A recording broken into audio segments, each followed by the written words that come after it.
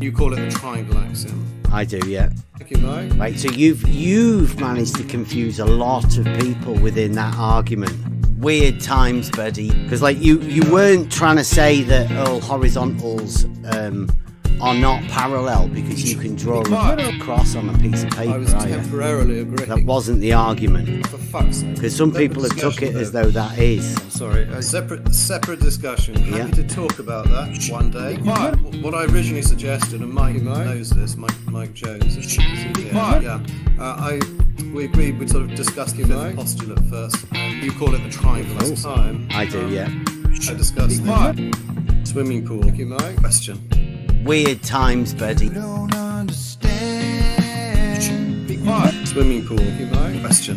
You don't understand. For fuck's sake. I'm sorry. Thank you, Mike. It's not my problem if you don't want to learn. Thank you, Mike. You're just on your own. Well, that I hold to be a self-evident. You call it the triangle axiom. I do, yeah. Because it's got just about a triangle, So, yeah. The question is, why did include that axiom? You call it the triangle axiom. That postulate. I do, yeah.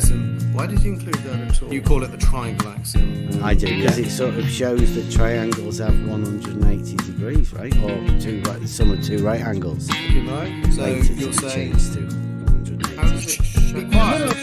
Well, yeah, it does. I mean, you can prove that, but why did he include that? You call it the triangle axiom. If you can... Oh, you can prove it? Be quiet. If you can prove that triangles have... You call it the triangle. The sum of the angles is two right angles. Why would you need... For fuck's sake. I'm sorry, that's my question. You call it the triangle axiom. You don't understand. You call it the triangle axiom. You don't understand. I was temporarily agreeing. Be quiet. It's not my problem if you don't want to learn. You know? You're just on your own. For fuck's sake. I'm sorry. Horizontal lines can easily not be just as I suggested. You just sort of get a horizontal line. That I hold to be a self-evident truth. You put two crossing lines on them, and by definition, any two lines, straight lines on a horizontal plane, are themselves horizontal. You mind? So. That's the problem. You can't. Well, it's not really a problem. Yeah, It's not a problem because there's only three straight lines. How fucking difficult can it be? Point again is that you cannot prove it. A lot of people, you call it the triangle axiom. Millennia thought you could prove the fifth postulate. You call it the triangle axiom. The question is, do we need the enclosure axiom? Yeah, not on the globe hypothesis. I received opinions we don't need it because postulate one will do the job for you. And look, Bev, I simply wanted to ask you why you think the postulate's there, and you have explained that. And you have explained that. Not on the globe hypothesis. That I hold to be a self-evident truth. I'm sorry. It's not my problem if you don't want to learn. Be quiet. You're just on your own. I'll be perfectly honest. I'm sure there are better people back at the other place, the blue place, who can prove this. Who are happy to talk to you. No logic, no wisdom, no worries. And you have explained that. You're just on your own. You know. No reason, no logic, no answers to questions. And you have explained that. You're just on your own. You know. That I hold to be a self-evident. It's a self-evident truth of reality that all triangles, in reality, have 180 or the sum of two right angles. Be quiet. Not on the globe. Well, it's an assumption. For fuck's sake. It's not an assumption, is it? Sorry. For Euclid, it was an assumption because he knew he couldn't prove it. There was a huge debate which went on for centuries. You call it the triangle axiom. What, that you couldn't prove that triangles have 180 They tried. degrees? They thought there was a question: is the fifth postulate? You call it the triangle axiom. Triangle axiom. Is it self-evident or not? A huge debate. Weird times, buddy. Thank you, Mike. Weird times, buddy. You've brought an argument into a group of people that aren't ready for it.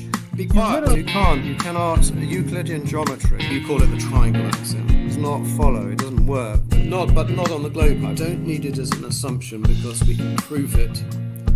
You can prove it from the first postulate. For fuck's sake. Horizontal lines can easily not be. You can just, as I suggested, you just sort of get a horizontal plane. Right? Thank you, Mike.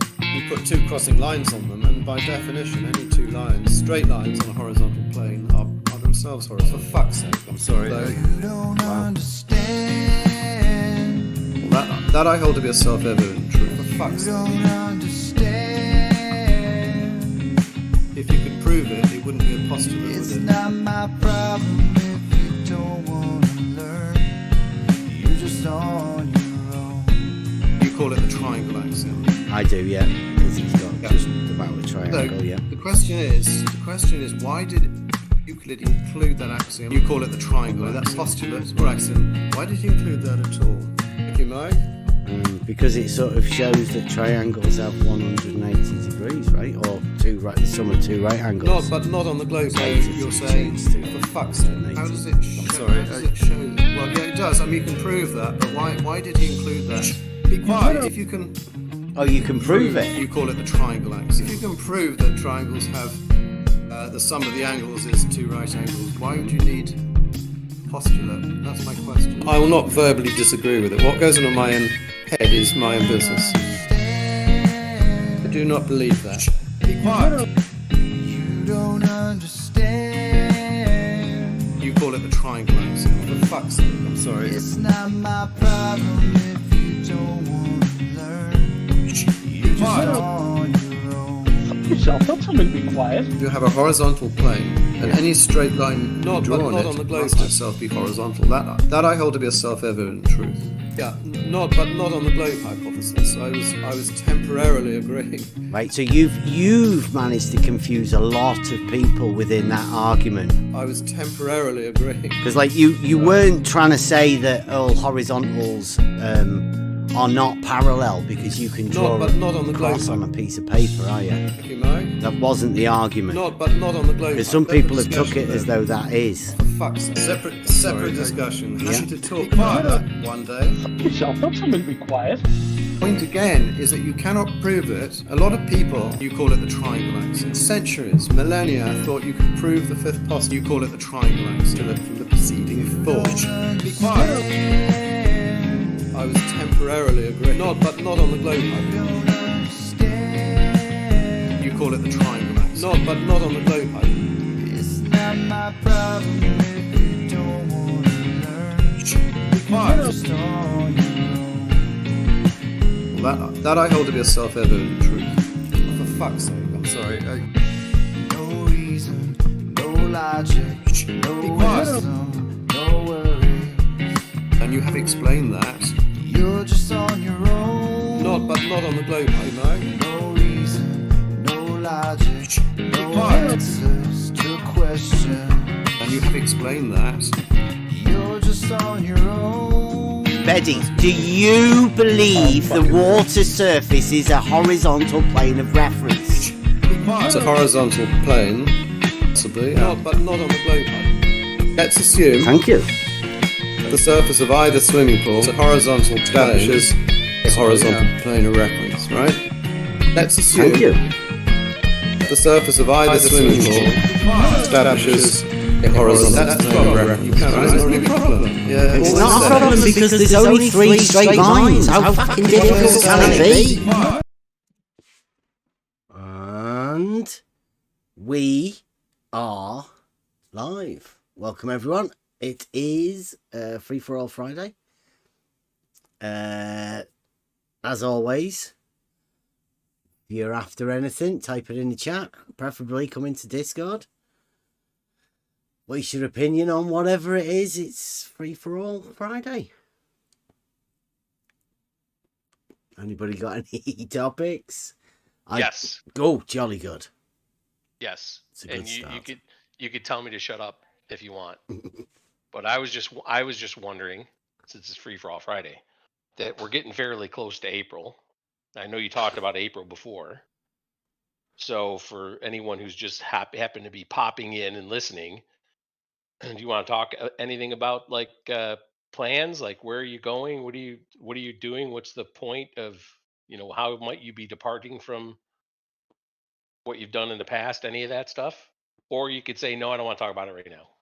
And then we could pick somebody Well, I else. don't know. I guess everybody sort of knows that. Well, The purpose of me coming here was, you know, I came here with a mission to understand certain things, and within this arena, I think I've got it nailed down.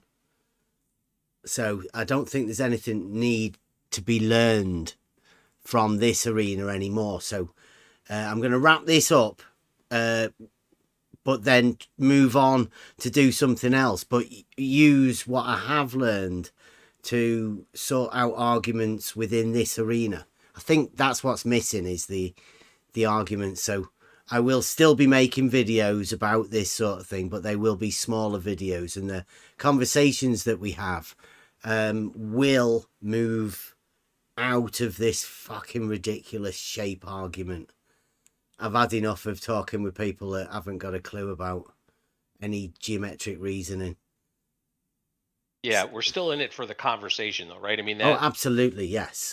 that's the thing. Is anyone that, I think where we're going is anyone that thinks that they can have a discussion and put forth an argument, an actual argument from logic and reason, understanding first principles, those kinds of things. That's open for business. Yeah, that's this place, Discord, on the level. This is a place where people come to have discussions, and we are going to be carrying on with the learning. They're going heavy on the learning. Try learning will be this place, and the idea will be that anything positive, if you can give anything positive to this, then you're welcome. Anybody can come in, have a discussion about anything, as long as it's positive. Doing away with the negative, I can't. It doesn't produce anything, and you just go round and round and round in circles. So the positive nature will be pushing forwards, finding proofs, arguments for discussion. Now, as we know, we've gone over the logic and the reasoning and philosophy and all of that. There are certain things that there are no answers for. We know that. That's the sort of stuff we're interested in discussing. But just because one person thinks one thing and somebody else thinks something else, there's no reason for anybody to be calling anybody names or anything because of that. Intelligent adult discussion with And then no name calling. Sorry, go on. Yeah. And then in the end, this thing we've called epoche, right? Mm-hmm. Not we've called, that is called epoche, which is I don't know, and I'm okay not knowing. It's almost the same thing as agree to disagree, maybe. Similar to that, possibly. Yeah, the idea is to replace dogma with epoche. Now, it will be uncomfortable for people to realise that dogma is just that, dogma. There's nothing to back it, and a lot of people find it really tricky to talk about those things that could possibly be dogma. Perhaps an explanation of what epoche is. Yeah.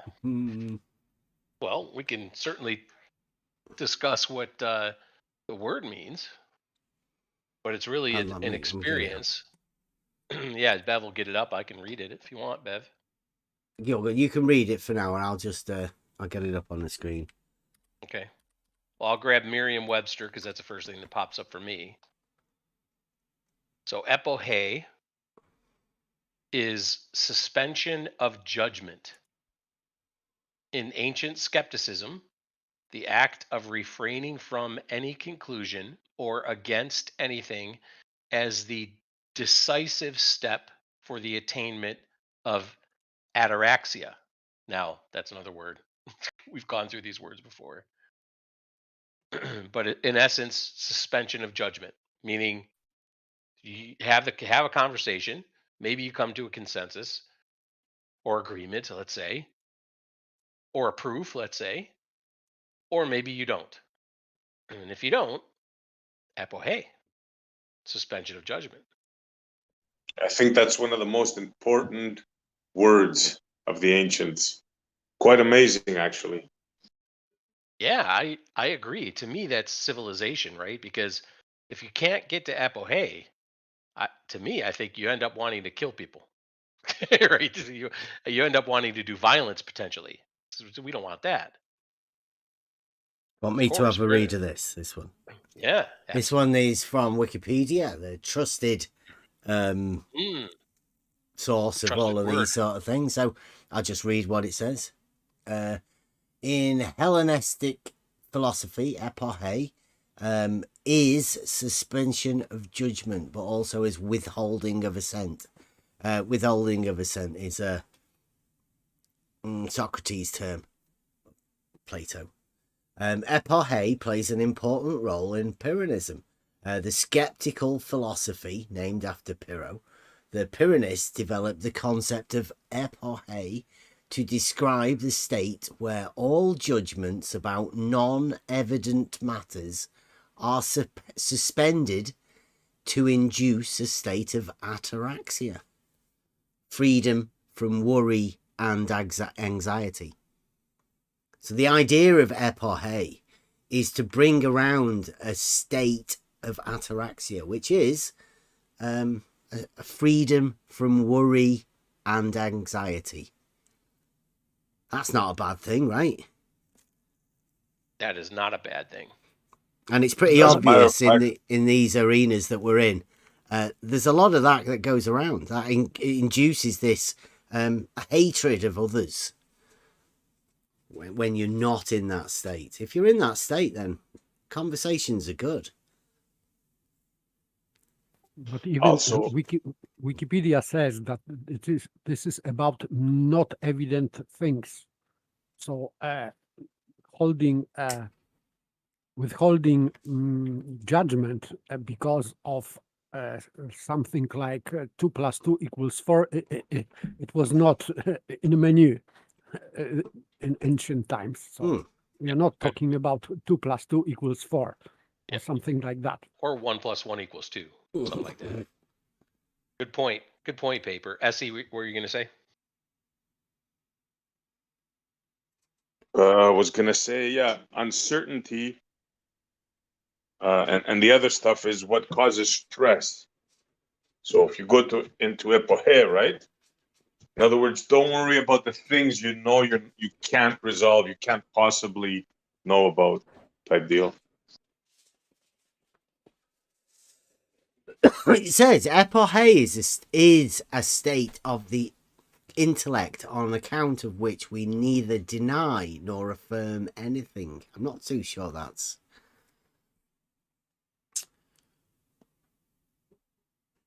correct. It's like you're in the middle, you're not thinking about it, you're not, yeah. It's all matters that are dogmatic, right?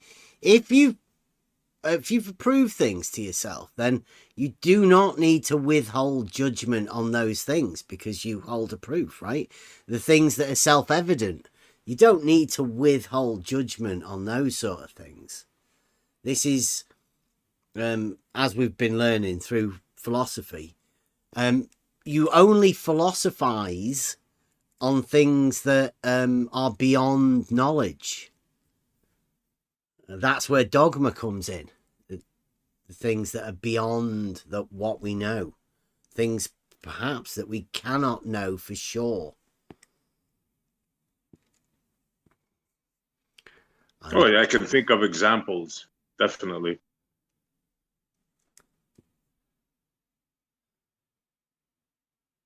Yeah, there's loads of stuff here. The Fantasia.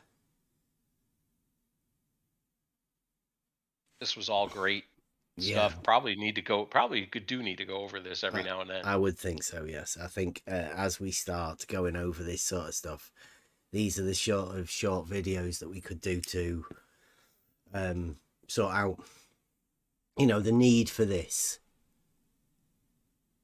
and how it can actually help you within daily life, because this has helped me a lot. A lot of people have said a lot of things about me, and I can let it go. It doesn't affect me because I know it doesn't bother me. Now, what other people think of me because of those things that have been said about me, again, that doesn't affect me. I can't let that affect me, because that has obviously happened. We have to start crawling it back and let people know. I've got a pretty hard job actually on my hands, trying to convince people of the obvious truths that we've been talking all along, because a lot of people have said a lot of things. Yeah, and I personally think adopting this kind of philosophy, if you will, I don't know if you what you'd call it, but this idea also allows you uh, to, let's say, not jump down someone's throat in a discussion, which, especially in this arena, seems to be the norm more than not. Right? Don't have the conversation, just jump down someone's throat.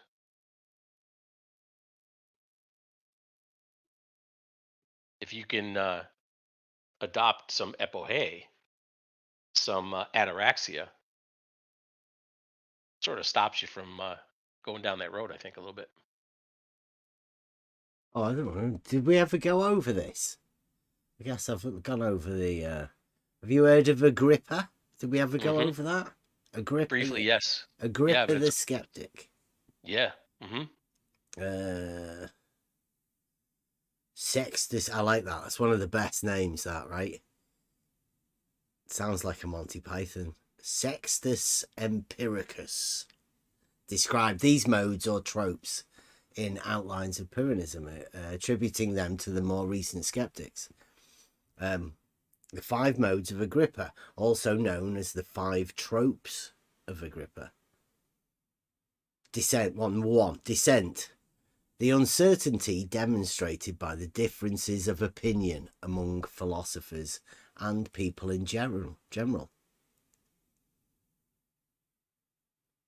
The uncertainty demonstrated by differences of opinions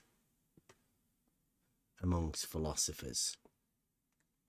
Who are the philosophers modern day? Who are they? What is the modern day philosopher? No one knows, I don't think. Yeah, are there any? Like, what is a philosopher? I would consider the philosophers are the people that wonder about things and discuss them. So Yes. what it's saying is, where there's a mode of a disagreement, just hold. That's called dissent. So that's when you should be employing epoche, when there's a lot of people disagreeing around you. And if you've been in an arena where everybody disagrees with everybody for 6 or 7 years, it might be a good time to sort of release that dogma and grab a bit of epoche. Maybe. For that one, right? Progress ad infinitum. All proofs rest on matters themselves in need of proof, and so on to infinity, i.e. the regress argument. So any argument that develops on the regress or to infinity, then, yeah, you're never going to know. You can never get to infinity. You've never been to infinity, and neither is anybody else. Chuck a bit of epoche in there. You're never going to know. It's pretty easy, that one, isn't it? Number 3, relation. All things are changed as their relations become changed, or as we look upon them from different points of view.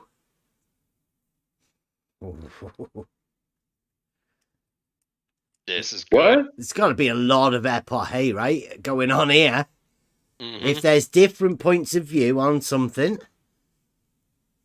epoche, that's your answer. Assumption.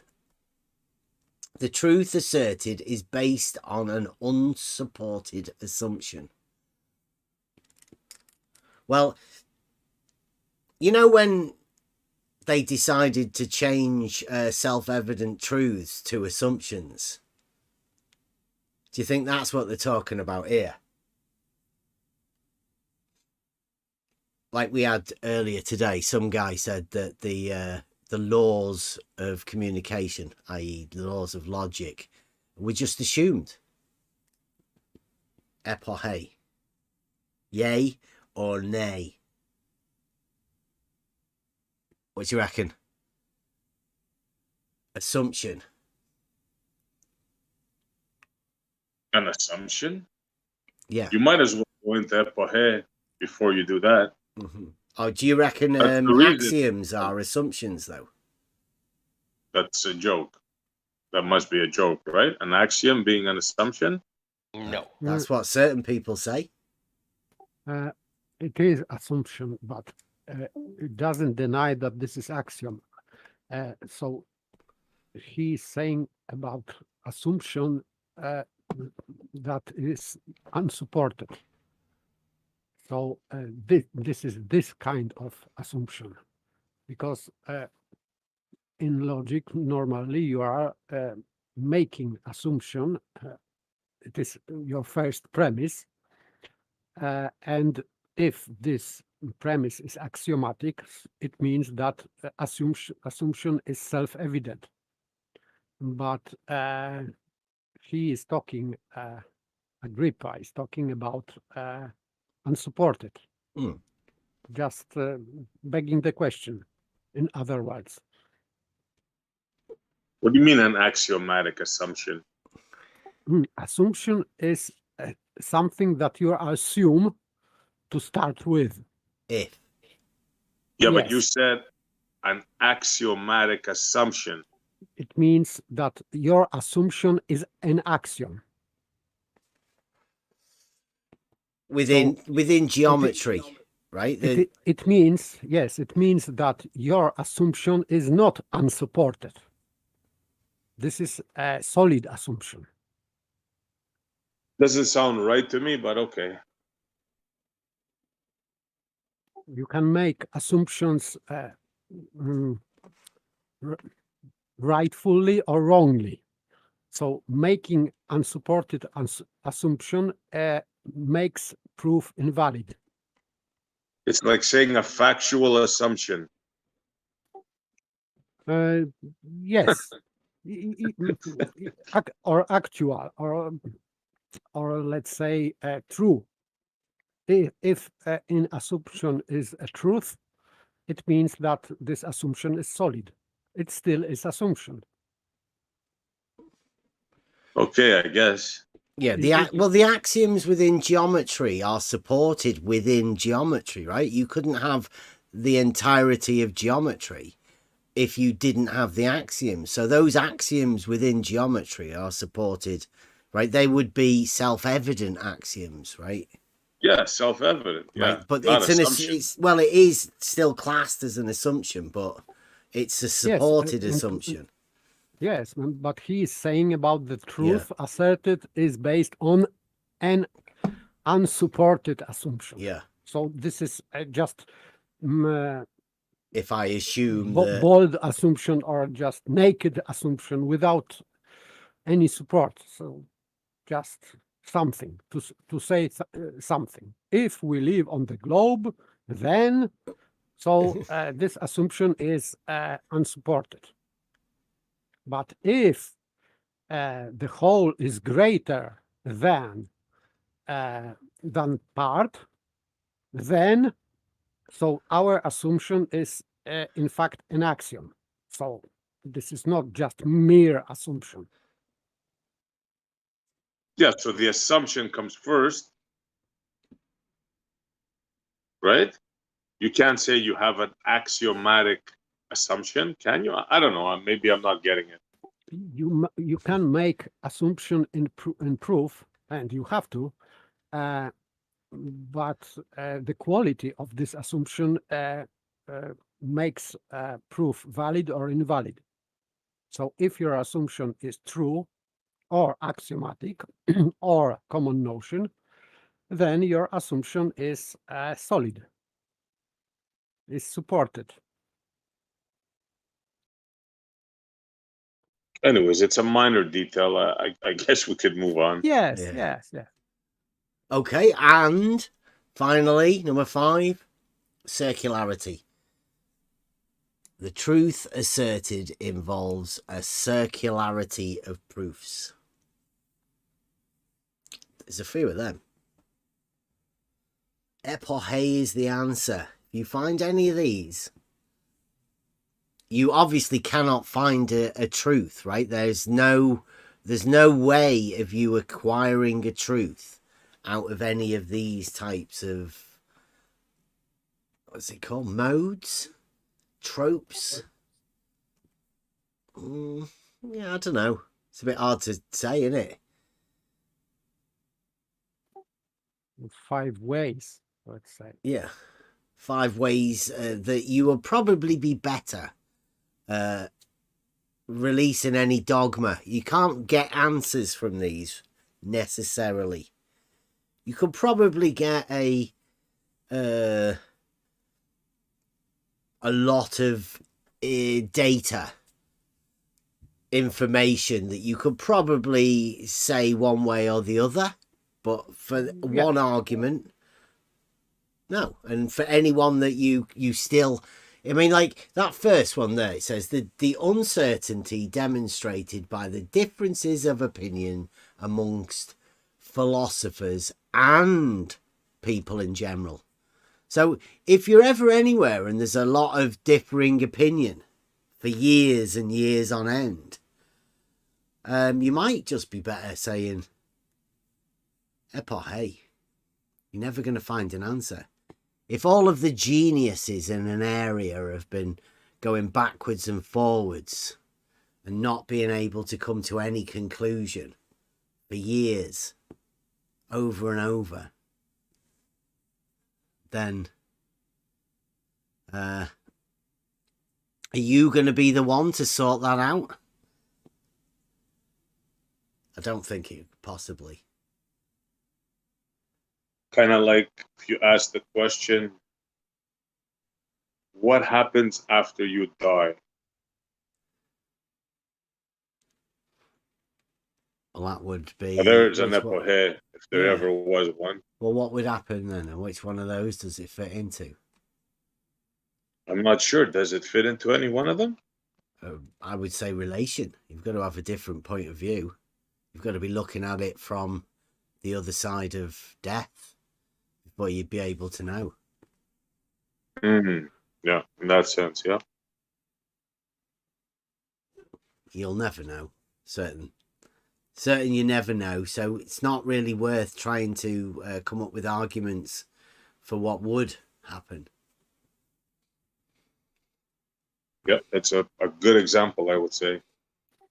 And progress ad infinitum is also good. For example, someone is trying to convince you that, for example, this double slit experiment that supposedly proves something is based on photons, that matter has to go. So the light is matter, and then you have to, in fact, to prove that light is photons.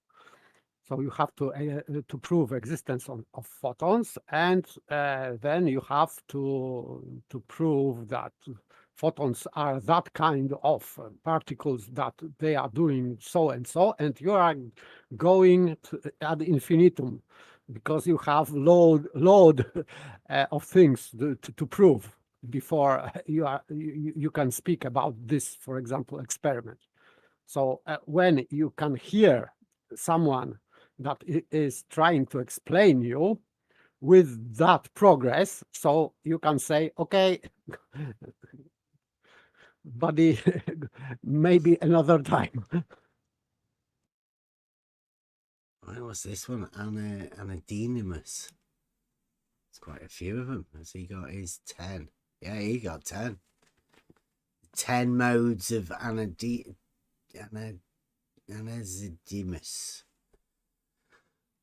He calls this one, guys, calls it the reasons for doubt, given in the form of the 10 tropes, also known as the 10 modes. The 10 tropes of number 1. Different animals manifest different impressions.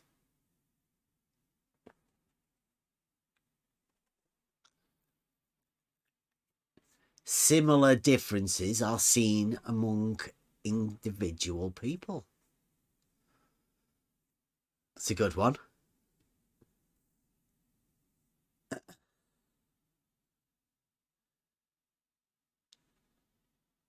Oh, I will get on to a flat fact here. Yeah. Since we were on words, Orwell, 2 + 2 = 5. Yeah, we've been over that.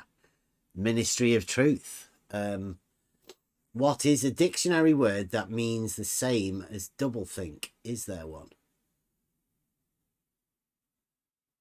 Contradiction, I think. Yes, contradiction. You can- Or diletheism. yes, similar. Yes, because double Diletheism's good word.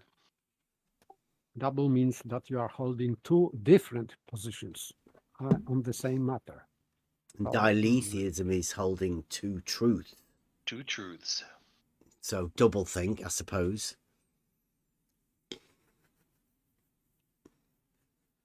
It was Brenda that taught us about diletheism. Thank you, Brenda. Not just taught us about it, brought the word into it, but also showed us diletheism outright.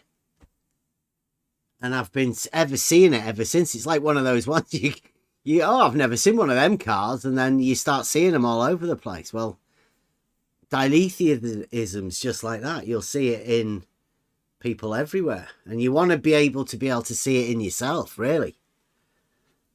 You need to be able to keep a check on yourself for that.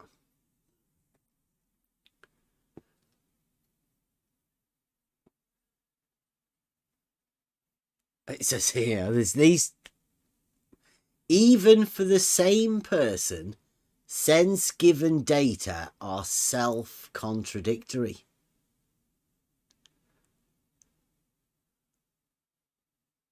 Sense-given data are self-contradictory.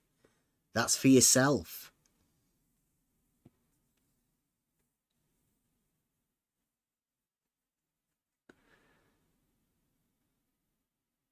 Wow. Sense data vary from time to time with physical changes, and self data vary according to local relations. I guess this could be seen as sight sense.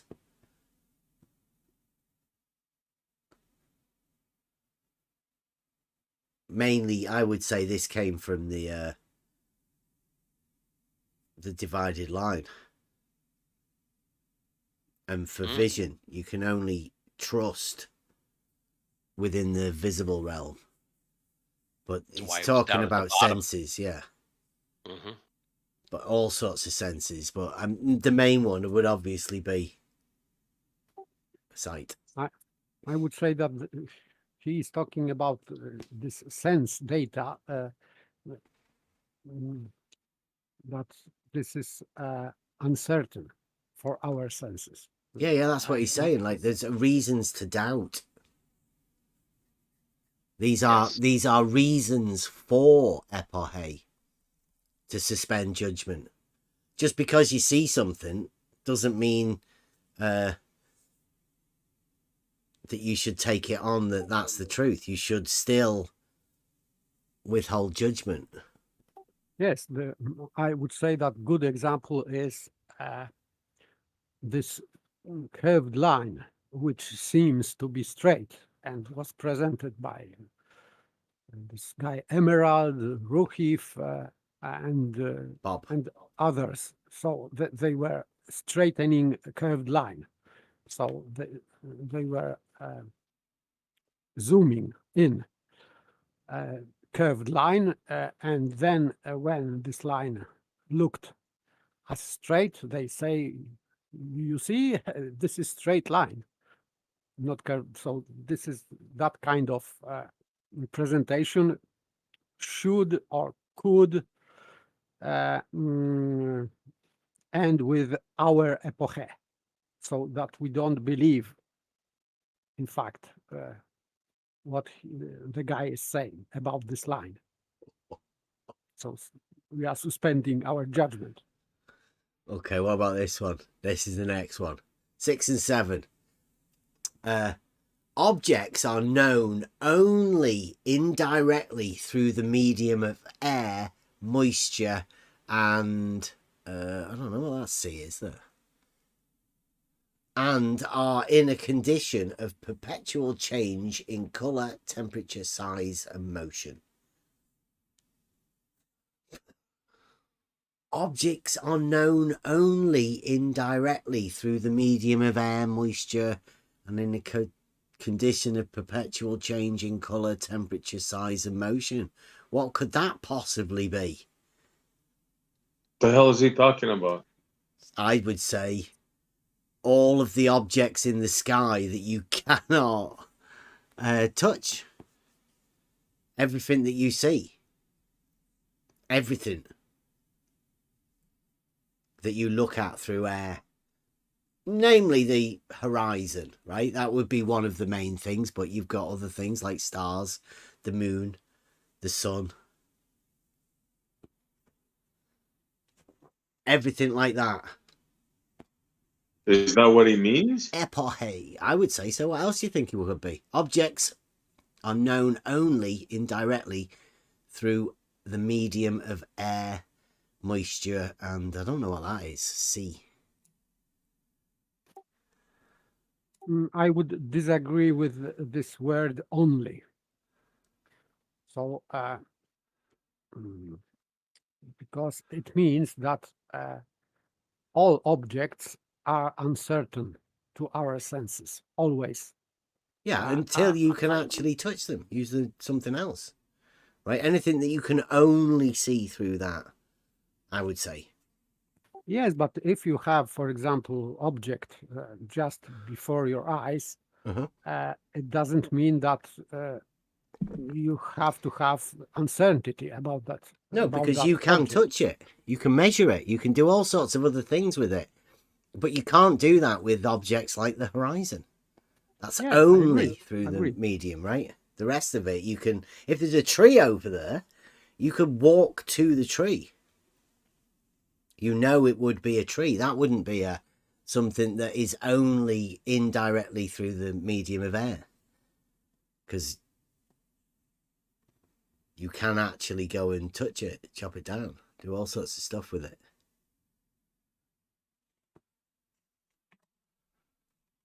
But the horizon would definitely fit that bill, right? There's no other way of dealing with the Yes. horizon than to look at I it. agree, yes, because horizon is moving with you, so you cannot go to the horizon. I love this. What's this called, by the way? The 10 what? This is the 10 modes of... How do you spell that? Can you see that? Anaesidemus. Anaesidemus. Ooh. Anaesidemus. He was part of this Pyrrhonism. This is really age. good. Yeah, I yeah. like this. It's good, isn't it? Yeah. Yeah, it is. I don't know why we're doing it on a Friday. I don't know either. Free but for all Friday, everyone. for all If you want to Friday. stop us from talking about logic and shit like that. Yeah. Come up with something else. Yeah. This is great. Yeah, 8. All perceptions are relative and interact one upon another. That's a good one. Mm.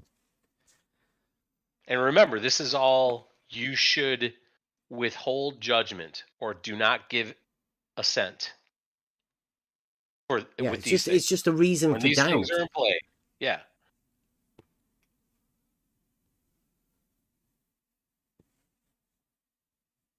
Right, here we go. And number 9, our impressions become less deep by repetition and custom. Maybe this That's is the opposite. This is a term thing here, isn't it? What less deep? Yeah. What's deep mean? Entrenched, engraved. It sounds like the opposite of what it should be. For example, smell. Your nose is accustomed for the same smell, so you cannot feel. I suppose, yeah. So you are not so much sensitive for something when you are looking at it for a long time. So Yeah. first impression is stronger, and then you are losing your let's say sensibility. Yeah, like coming out of the I think. dark into the light. Yes, for example, yes. Yeah. Or I was looking at it as, when Paper was saying that, as the proverbial frog in the water doesn't know it's boiling because it becomes accustomed Yeah. to Yeah. the water. Boiling the frog. Boiling the frog, yeah. Yeah. Can you read that one again? Because Paper might be onto something here. Okay. I looked at it differently. Our impressions become less deep by repetition and custom. I guess you become accustomed to it Yes. through. Yes, Yeah. yes. Yeah, That's a good one. Like, Like, he's got it right there. Yeah. The Yeah. initial feeling that one gets. Yes, as yes, well. initial. The ones. First. Yes. So more like envision somebody going to battle, seeing death for the first time, and then as the war progresses, right, you get Yes. numb to it. Yeah, Yeah, exactly. that kind of a deal. Yeah. Yes.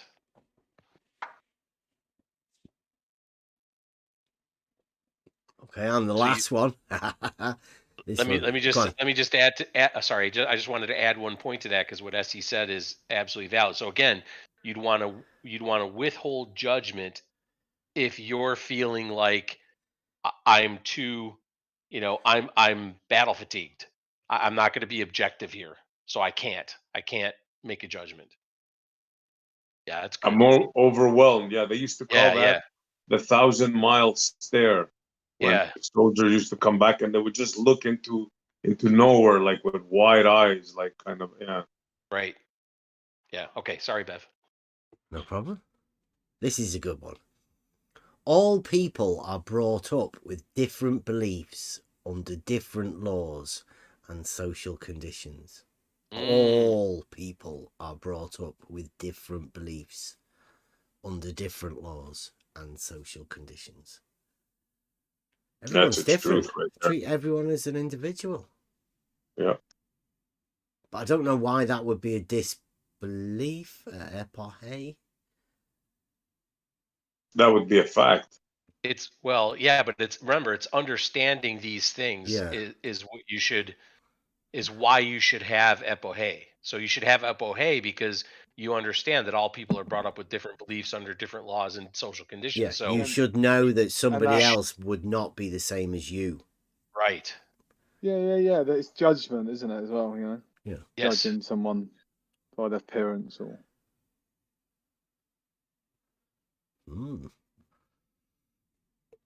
All reasons for skeptical, right? To be skeptical or to doubt.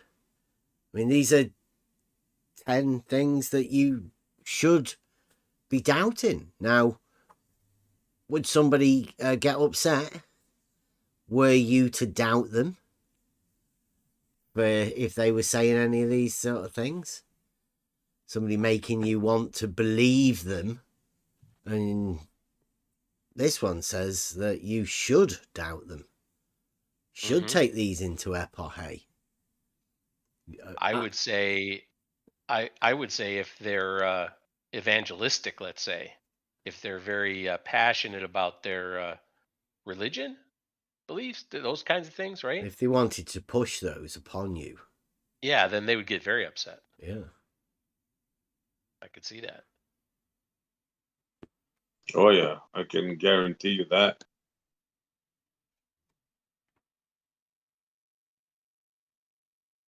There's loads of stuff. We are going to have to go over this. Probably a bit heavy for us to go over, but I'm going to leave this page on. Yeah. Well, I think it does go back to. I mean, I prompted this discussion by asking you that thing. I would say that this is an example of where we're going. So. But this is Anaxidemus is going too far, because he says there is therefore no absolute knowledge.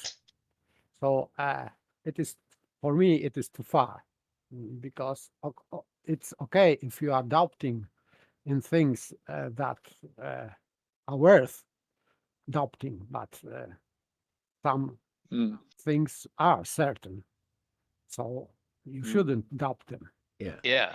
Well, wasn't that the whole thing about the skeptics? Yes. I mean, they had some really good stuff, and then as paper said, they went too far.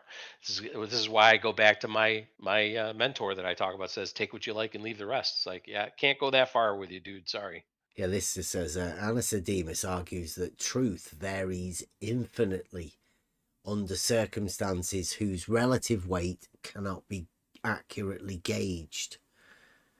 There is therefore no absolute knowledge, for everyone has different perceptions and further arranges and groups data in methods peculiar to themselves.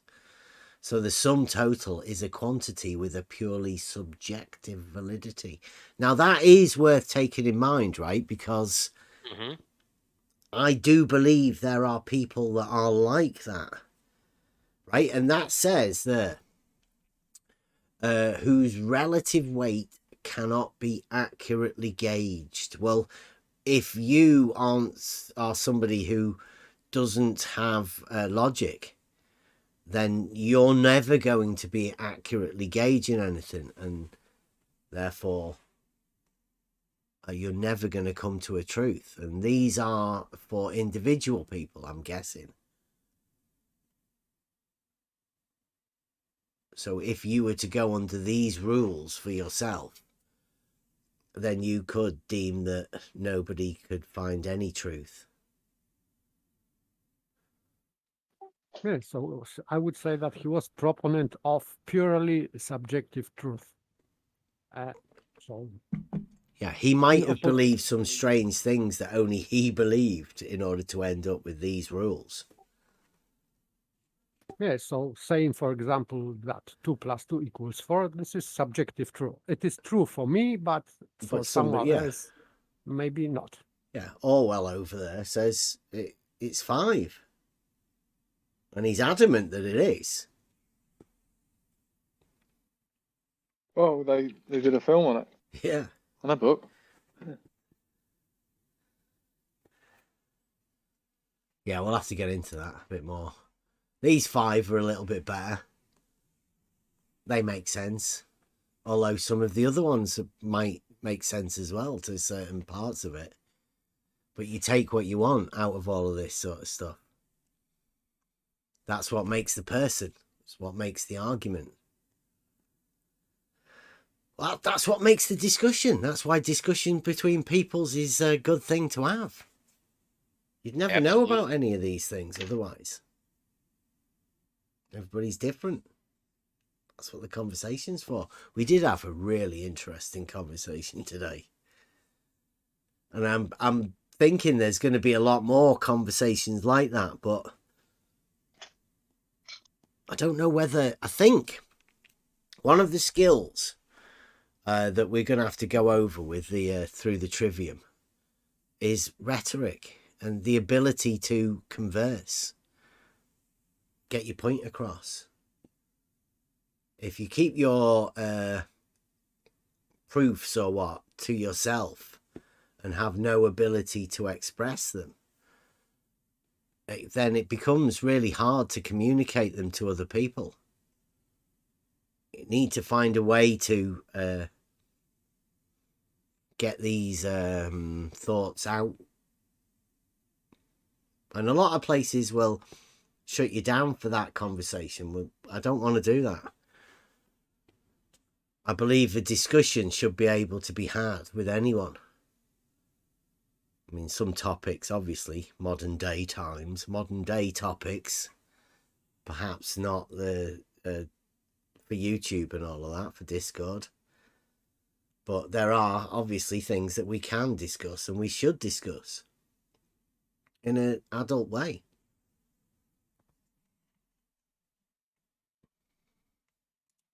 That's what we're hoping for. That's what I'm hoping for. Now, can we sort something out in the YouTube chat? Are we doing this? Ace Trades has come to. Seems to be talking about something. It's not only the YouTube chat. Is it not? We got something in Discord as well. Oh, yes. This is a blast from the past, Bev. Oh, Matthias, the walking Uh-huh. witness. Is that? He came in pretending he'd never been here before and that he didn't know any of us. Oh, Do you want to come into VC? It's free for all Friday. he's blocking Absolutely people. not. I doubt it. No? Yeah, no, he's not a talker, he's a troller. Mm-hmm. Text chat trolling. That's unfortunate. Yeah, I know, but a long time.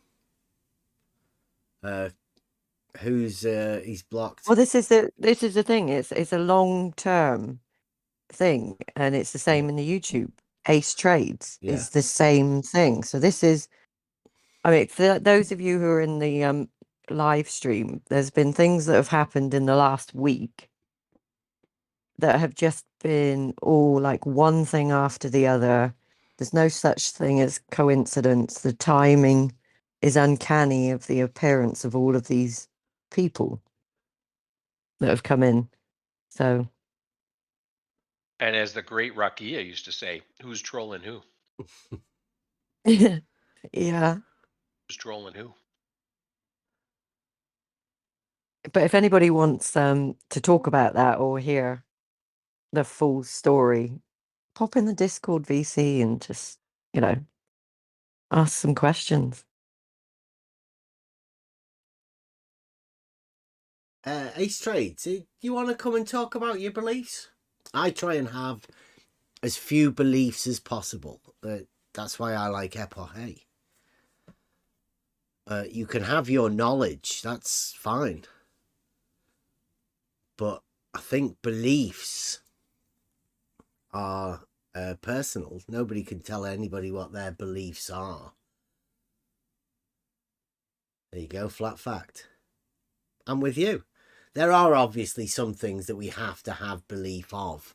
And I do believe that things that you know, you still have a belief that you know it because you do actually know it. Belief comes with knowledge.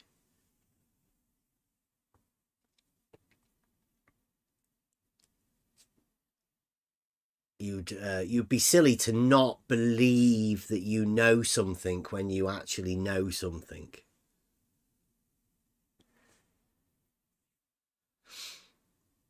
But if anybody wants to come and have a discussion about beliefs, like Ace seems to do, it's nothing to argue with anybody about.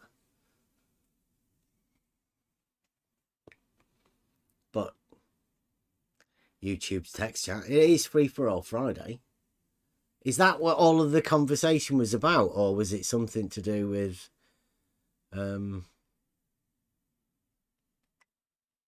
Timothy, or is he gone?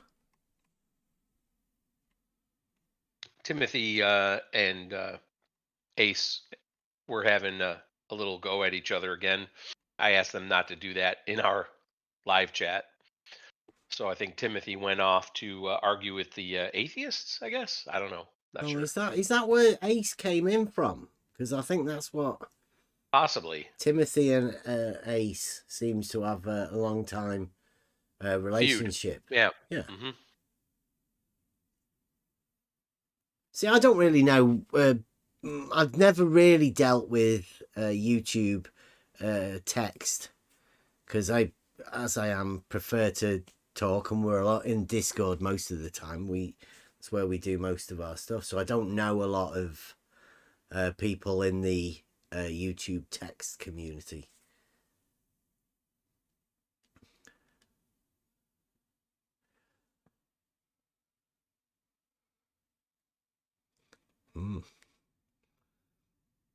Ace is a belief talker.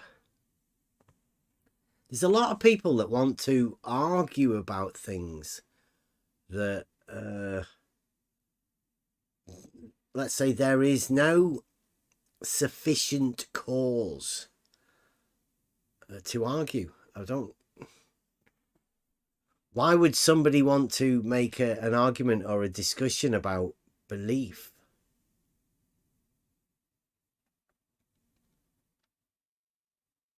Good day, Big Pine, new one. Never seen Big Pine before.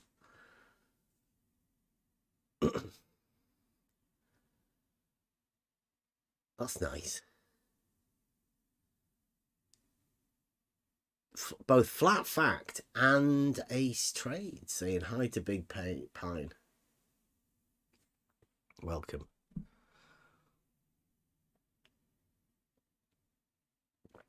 We did have a conversation with a guy who came in today, a new guy. I think Timothy might have sent him over. Very interesting. And I'm thinking that there's going to be a lot of discussion that comes into it now that has been learnt through text conversation. I prefer not to talk through text conversations because they do end up being a circular arguments going round and round.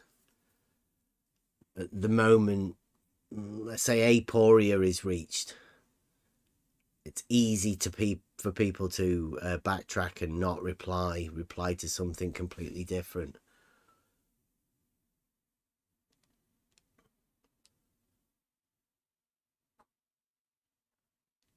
Yeah, I mean, I don't know. I don't know a lot of people, so I don't know. Ace. Why Timothy's is, been around a lot. Go on. Yeah, why is Ace saying that? I mean, why is he thinking we're saying that it's not a very useful word? I don't know. I think Ace Trade seems to be very argumentative, but only in the text chat. Come on in, Ace. Let's see. Pick a conversation. Pick something that you want to be talking about. Yeah, nobody said that belief isn't a useful word. It's talking to Flat Fact.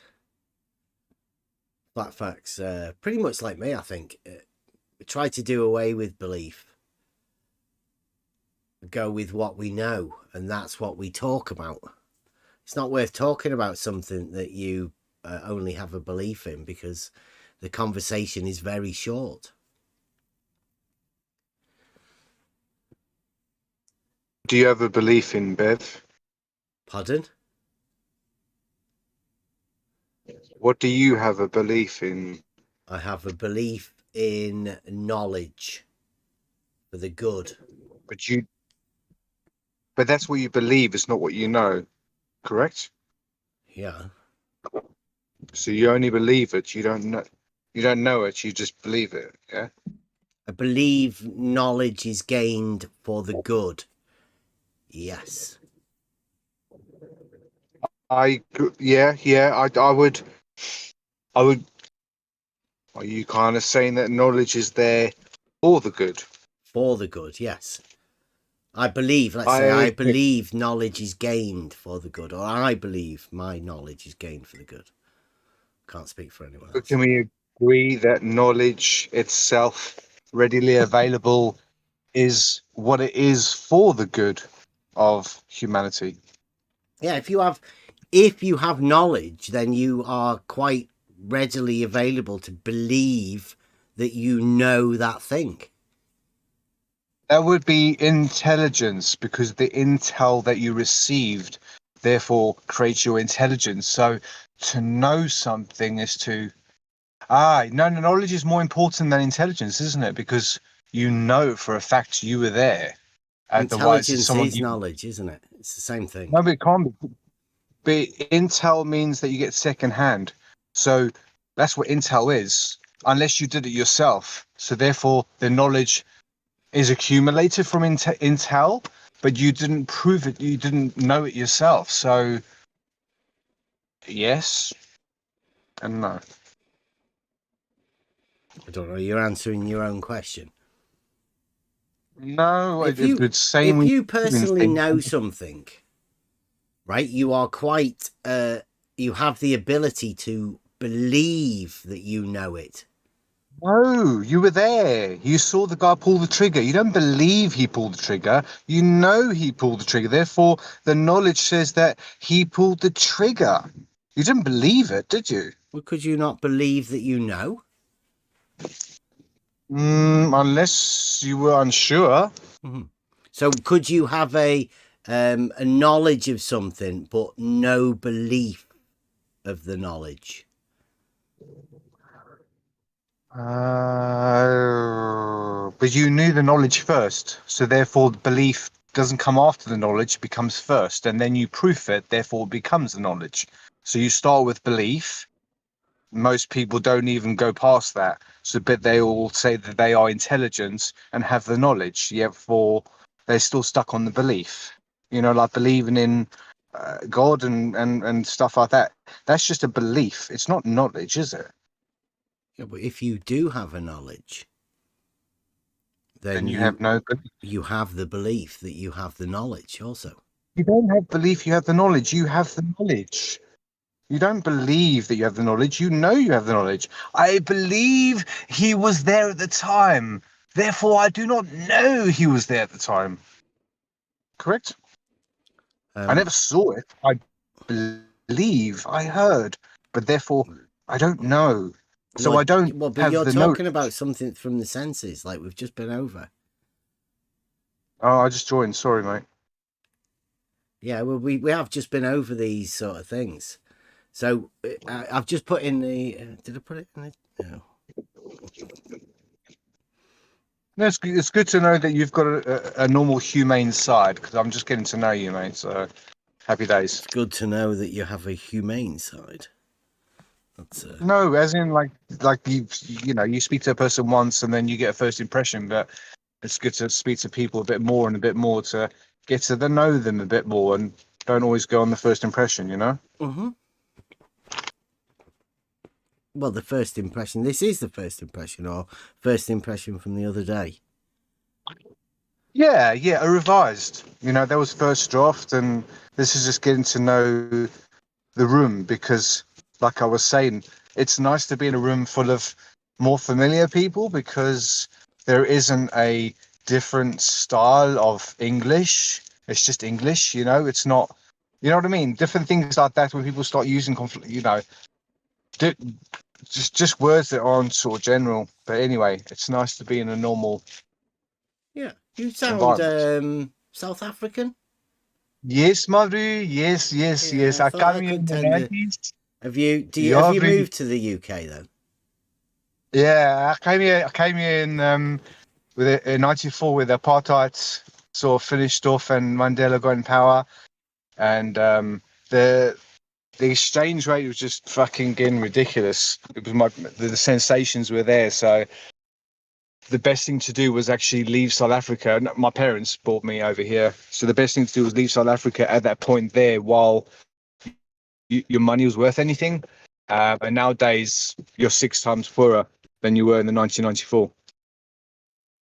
In relation to trying to get out of South Africa, if you had R1 million in South Africa, it would get you 4-1. But then nowadays, and recently in the last few years, it's been like up to 24-1. So you can imagine that you didn't have as much money as you thought. You see in the chat, I've just put the divided line. You were going on about knowledge and intelligence or intellection, was it? That's at the highest form. Intellection within the divided line. The realm of forms. The intelligible realm. Realm of things that can be understood.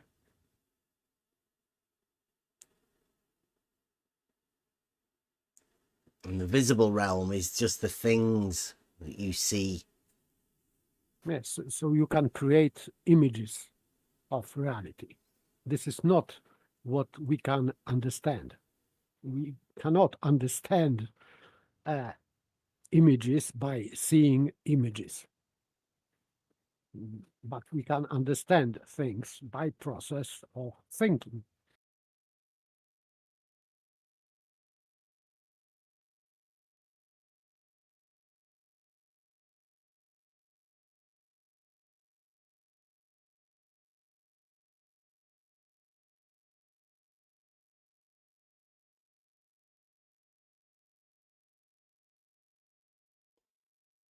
Ace Trades is just put in the chat there, right? I don't know whether that. Oh, that's good. He puts to Godzilla. Remember we're talking about this. I have a standing offer of 1,000 books to anyone that can demonstrate a lie I have told in chat.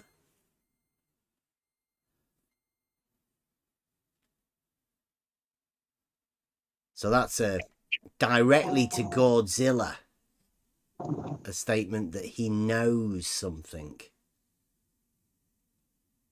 So, Bev, you Leeds or not? I got that wrong. Not Where you? No, whereabouts are you in the country, roughly? Northwest. Man, yeah, Leeds, Manchester. No. What do you call Northwest? Liverpool, Southport, Preston, Wigan. It's not that much further than Manchester, really, is it? Well, Manchester, yeah, but Leeds is on the other side of the Pennines, mate. Yeah, but for me, it's 30 miles, 50 miles isn't that much, but I don't know the numbers. But I thought Leeds was, yeah, it might be the other side of the Pennines, but distance-wise, you're not that far out. But you're on the top, yeah, northwest, like you said. But the other guy was saying like Leeds was like east, but I guess it's east of that area, but it's not really sort of east of the country, I guess, northeast as such. Do you not think? Don't know. I mean, you take the general width of the UK and you compare it, you would probably say like something like Humberside or what is Humberside? That area there is northeast, isn't it? I wouldn't know. Because I'm confined to the northwest, unfortunately. Well, yeah, Hull. I was talking about Hull. Sorry, Shithole. That is on the east. Yeah. The old monkey hangers and all that, Was the Hartlepool story I was told. I wouldn't know. There's some beaches. Oh, I'm trying to remember. There's some beaches. Liverpool, right? Beaches, tunnels. Liverpool beach is wonderful. There's some tunnels. Westermere tunnels or something. Westernholme tunnels. There's some tunnels that got, up on the coast there, in that area there. Liverpool, I think it is. There's some tunnels. Doesn't ring a bell, no? No. So there was a load of demolition work done on the coasts of Liverpool, just off the public sort of path, if you could say. And they found just bricks and rubble, and it's almost like they decimated a town, and they just left the rubble there just for all in view. But no one really sort of took two thoughts to it. But there was some loads of tunnels, people going underground, that sort of area there, smuggling, contraband. I don't know. They do have the Mersey tunnel. Two of them. What's that? The tunnel under the Mersey. Yeah, so I'm in there in the 50s, something, spent a few years there, and then just basically just filling up these tunnels with fucking rubble and shit to stop public access. Oh no, you still get access to these tunnels.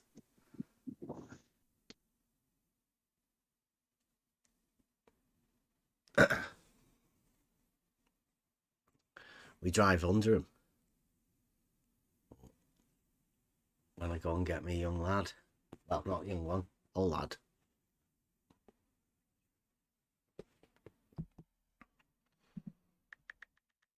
Can I? How long have you been in this arena? Let's say realm. You've been in this particular conversation, let's say, because we're in a strange area of the internet here, aren't we? Yeah. I got someone sent me a message on YouTube and just said, "Oh, you should check out Discord." And I found a way to get on Discord and just kind of be about 2 years on Discord. Okay, and then in Discord, have you been in the gaming channels, or have you been, let's say, what we call modern day debate channels? Yeah, Gems. I've was Gems in once, Geo, and I was at Tartaria one, and Gems, Tartaria, and this one. So for like 2 That's about it. years. 2 years you've been in discussion. Can I run you through a thing that I think I took snacks through this the other day. I don't know whether you were here or not. Can you see in the live chat there? I'll have a look now.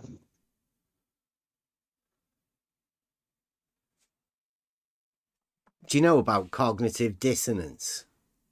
Have you ever heard of that? You see, do I know about it? I understand what it is, and it's the you don't want to change from what you believe in, that sort of thing. That's my first answer.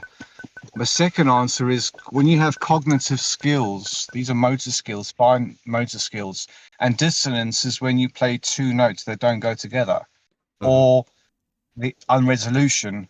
And so it's the bit before the cognitive part. That's occurring. The dissonance is occurring cognitively in your mind, right? Now, do you think you hold any of these cognitive dissonances? Think about the word. Do I hold? Okay, hon. So I'm going to read these words. Yeah. Do you imagine the cardinal directions of north, south, east, and west are lines at right angles to each other? Yeah. Yes. Okay. How would you imagine straight lines? How could No. you imagine straight? No. Question 2. Okay. How many? That's correct. Yeah. How many of the two straight lines do you imagine are circles? I don't imagine there are circles because I'm looking at them from one direction. Okay, so that would be Now, none. do you know what? The arrows are shaped to a vanishing point, and they could be facing outwards. They could be curving outwards. So because I'm looking at it from one direction, I don't know if I'm seeing a circle because I'm looking at it from one direction. Okay, so let's go back to question 1 then. Do you imagine the cardinal directions of north, south, and east and west are lines at right angles to each other? I imagine they are, yes. Okay, then question 2. How many of the two straight lines do you imagine are actually circles? No. It doesn't say actually. It just says imagine. Okay, go on then. So if I wanted to imagine, I could imagine. How many do you imagine? Like in reality, north, south, and east and west. No. It's answering the question. The question asks, how many of the two straight lines, how many of the two straight lines do you imagine are circles? If I could imagine that both the straight lines are part of a circle. I could imagine. Could you? I don't imagine. Yeah. No, but I could imagine, couldn't I? Could you? I don't know. I mean, could you imagine? But you could assume, if you wanted to, if that's imagination, that they are part of two circles. The straight lines. But I'm looking at two hula hoops that are crisscrossed from the side. How do I know there are circles? How would you know that they were right angles to each other, perpendicular? Because I can see, because I've just measured the image in front of me. Okay, so here we go with cognitive dissonance, right? Do you imagine that straight lines at right angles to each other could be circles? And in the case of north, south, east, and west, how many of those do you actually, because they exist in reality, right? So how many of those ones that you exist in reality, north, south, east and west, do you imagine are circles? I don't imagine in reality how. I don't imagine there are circles in reality. No, I don't need to imagine that because I'd rather use a grid set reference system than trying to join circles together because I'm just going to get diamond gaps and stuff like that. So I'm better off putting squares together and doing the legwork, you know. So I don't imagine that in reality. I don't see that in reality. Imagination is speculative, it's hypothetical. But you put a how many- picture in the other day of some speakers, didn't you? I can remember. You what? You put some pictures in the chat the other day about some speakers. Yeah, that was me, yeah. Like something like that. How do you imagine north, east, west, and south? Well, if you're using a gyro compass that's weighted towards the north, then you're always going to be leaning over towards the north, wherever you are. Providing that you're using your north as your reference point, your gyro compass is designed to lean to one side. If it didn't lean to one side, it would go either way. That's just how. But we're just talking about north, south, east, and west. On that speaker thing that you gave us the other day, posted in the chat, how many of the lines north, south, east, and west would you imagine are circles on that model? Oh, well, your east to west would obviously be part, not obviously, but in reality, they'd be part of circles, the east to west. But Is that what you imagine reality is then? Well, we have refraction and we have most of our light that comes from the southern direction and not the northern direction. So that's what I know. We get more light in the northern hemisphere than we do in the southern hemisphere. So that tells me that north has the priority. Does that tell me that so north to south are straight lines, yeah? Mm-hmm. And then east to west will be a curved line. So that would be one then. Line. You would imagine that one of the straight lines would be a circle. No, a curved line, because we don't know the dimensions of something that we are talking about. So we can say a curved line. We see the refraction. We see this. We see that. But like I said, we see this. So anyway, like I said, I'm going off very shortly. East to west, we see curved, and north to south, we wouldn't know because we've got nothing to compare. You realise then, with that, you can't really have right angles or perpendicular, can you? But what do we need a right angle for? Direction, grid reference? Question 1. Do you imagine the cardinal directions of north, south, east and west are lines at right angles to each other? Yeah. So you do imagine that they are lines at right angles to each other, yet you think one of the lines is a circle, therefore impossible for them to be at right angles to each other. Well, if you've got parallel lines going around a sphere or whatever like that, they're going to have to meet up at some point. So they're going to have to join each other. So they're either going to use a square, straight lines, or we're going to use something circular, or we have a mixture of both. Do you know the definition of parallel lines? Yeah. Go on, do you know the definition of parallax? Go on, give us your definition of parallel lines. Parallel line. Mm-hmm. A parallel line runs adjacent. No, not adjacent. Yeah, adjacent next to another. It's exactly the same. It's linear. It's linear. Exactly the same. It's a mimic. It's an ape. So can you have a linear on the surface of a sphere? If it's equidistant from the surface, yes. But you can only have it linear from the surface. In one dimension.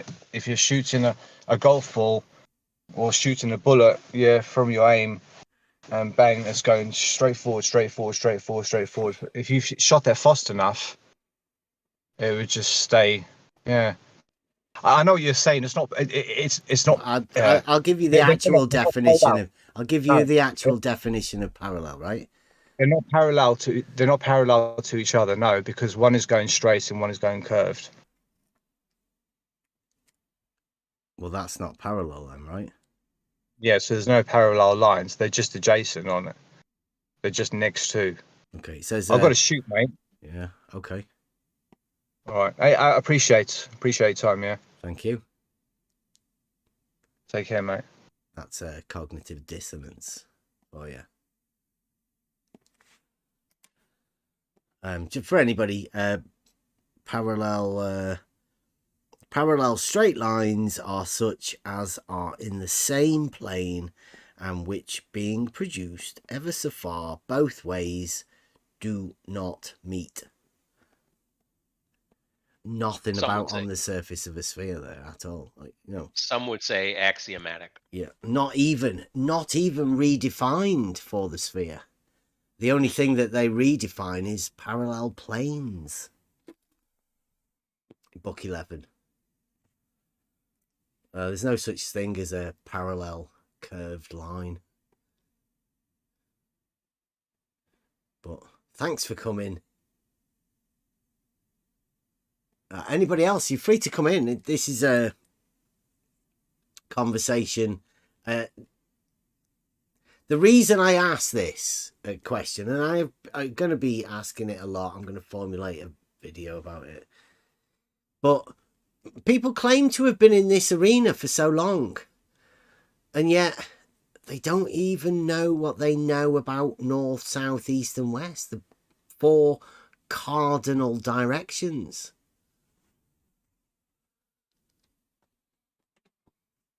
It's tricky. Well, it's not really tricky. It's simple, but it's just stuff that nobody's ever been asked before. And if you have been asked it before, then there's 3 different options, not 2. And each one of them comes with their own, I don't know, contradictions or reasons for epoche, reasons for doubt. Reasons for suspending judgment. Yes. Yes. I think it's a healthy way to find out that you may not be correct about what you thought you were correct about. It may be healthy to find out that that thing that you'd never even considered, you find out that there's something that you don't know about something. Because the only geometric answer to that, where perpendicular makes sense, leaves you in a state of aporia, where the only thing you can do is go to epoche. Because I don't think you could ever know it for yourself anyway. That's another one of those things like pi. You can never go to the extremity, all of the extremities. How would you know where those extremities are once faced with perpendicular? Where is the extremity of the north if north, south, east and west are perpendicular?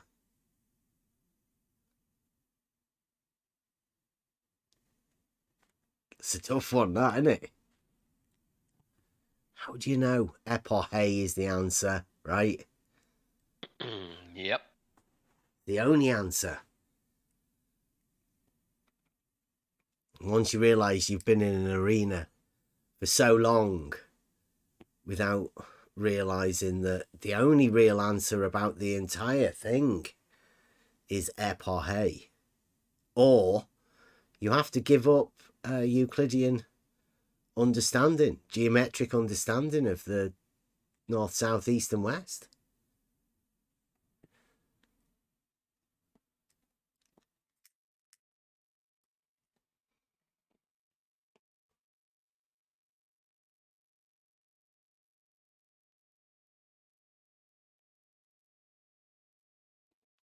Epoche. Stupid cat. What are you meant to do? How do you know it? How are you going to know it? You're not going to know that. You can never know that. And are you going to trust somebody else? And especially if that somebody else says you have to give up perpendicular. The answer to the first question is they're not straight lines. And if north, south, east and west aren't straight lines, then you can't have perpendicular.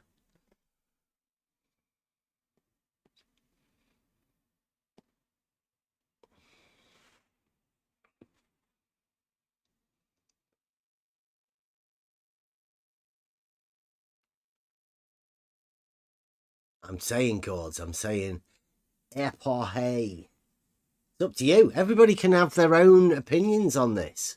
There are some people that think both of the north, south, east and west are circles. There are other people who just think, like Realm, that just the east and west are circles. But if you have them as circles, you have to admit that you cannot answer that they are perpendicular at right angles to each other.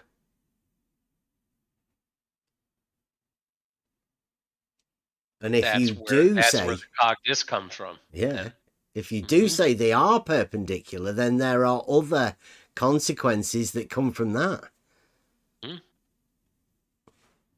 3 different options, not 2, and none of them, all of them, come with their own contradictions or things that you're never going to... In fact, the only contradiction really is the contradiction that you imagine perpendicular lines aren't perpendicular.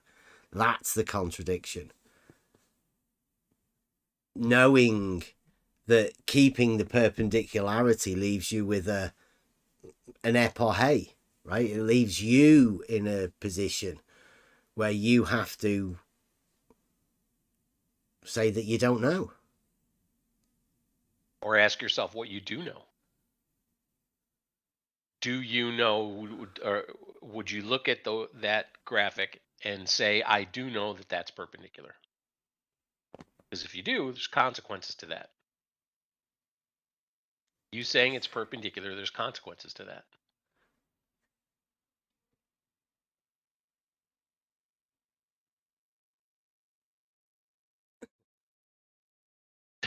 Gourds. Yeah, you'll never get a conversation out of it, Kat, because, I mean, in fact, you can get a conversation out of it. The only conversation you're ever going to get's here. Because all of the other places are all built up into their own camps. They're fighting one camp, they're fighting, 2 circles for me. No, 1 circle, there's only 1 circle. No, there's 2. You're stupid. And that you're not allowed to have the geometric. No circles. Not obsessed with circles. That's the position that you can't have, because I would say that is the logical position. That's the one that you can actually argue upon. You can make valid arguments with the position starting off with logic.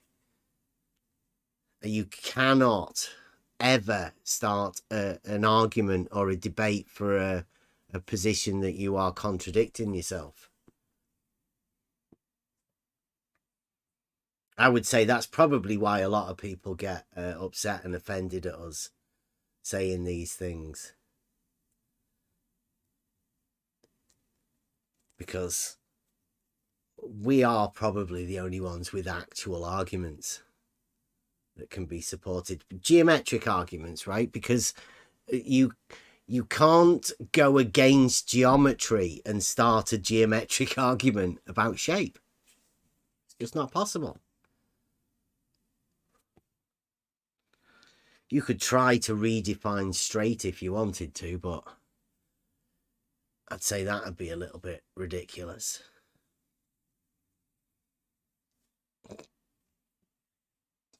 Cat's fighting for a tangential east-west, I think. A tangential east-west, that's tangential to the actual curved circular east-west? There is no answer, Kat. It's up to you. What do you believe? Or what do you know? Yeah, that's what we've been saying. There is no answer. Some people can't live in that. I don't know. I don't know what they call it, like bath water or something. Like, yeah, I can't live in that bath water. I can't. I need to know. You need to know what? Know what you can't know? That's not logical. But Yeah, there the are only things you ones can that know. claim to know are the ones that claim that they're going against the geometric facts. So Mhm. how can you know something when you're starting off with a contradictory position? Right. They have to throw out the stuff that you can actually have a proof about. In order to In know order, something. yeah, It in order sounds, to it's not right, is it? It just doesn't work. It's no, not in order logical. to use the quote fingers, know something when they still don't know. There's no way for them to know. There you go. Katz No just proof. said, if north is a fixed position. Well, if north is a fixed position, you cannot have north, south, east, and west being perpendicular, Kat. That's your contradiction. The state that you're thinking right now, that's called cognitive dissonance. There's two opposing, competing positions. You can't have both of them. It's one or the other. There's no getting around it. It's been a position that's been faced throughout all of this arena, and I've been trying to point people to it, and it's tough. It's tough to put yourself in that position, and it's tough to try and get yourself to realize a solution to it. And really, you either give up geometric understanding or you have to go with epoche. They're the only answers, really, I think. Epoche is the only answer to all of this. So. If you want to keep your sanity, right? Otherwise, you see what happens. We've seen it in this little corner of the internet. We'll go crazy. Godzilla says, I'm okay with not know this one, but I will say, give me NASA's budget and I'll give it my best. There are proofs that you can get gods, and you do not need NASA's budget to get them. Right. That's the truth. It depends what you want to know. If you want to know where you are, you should already know that. If you want to know everywhere, you should know that you can't know that. You can never get everywhere and know everywhere. But there are proofs you can find. Reality is reality, so of course there has to be truths within reality. You can't get away from that. The proofs that do exist in reality already.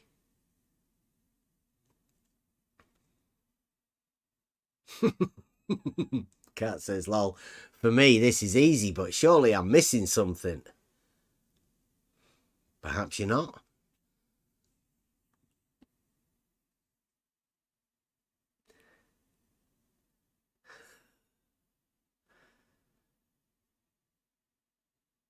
Please type the word. It's not knowing Godzilla, it's reserving judgment. You don't go with one or the other. If you cannot put your finger on what it is, and it's called epoche. I think SE says it the best, to be honest. Yeah, because he's Greek. That's why. Unfair advantage. Yeah. Yeah. For the rest of us speaking just like English without the proper accents. But this is, it's one of the words that has been forgotten, lost words. And I don't see why it should have been. I think it's because what they want to do is they want to set up a false dichotomy. And if you do set up a false dichotomy and forget about the one that there is a no, right? They've done away with the geometric one, so therefore you can do away with epoche. It's either one or the other, false dichotomy. Do you have one circle or two circles? We go, well, they're perpendicular, aren't they? One circle or two. We need to put you in this box or this box. That's the only choices you're going to get given.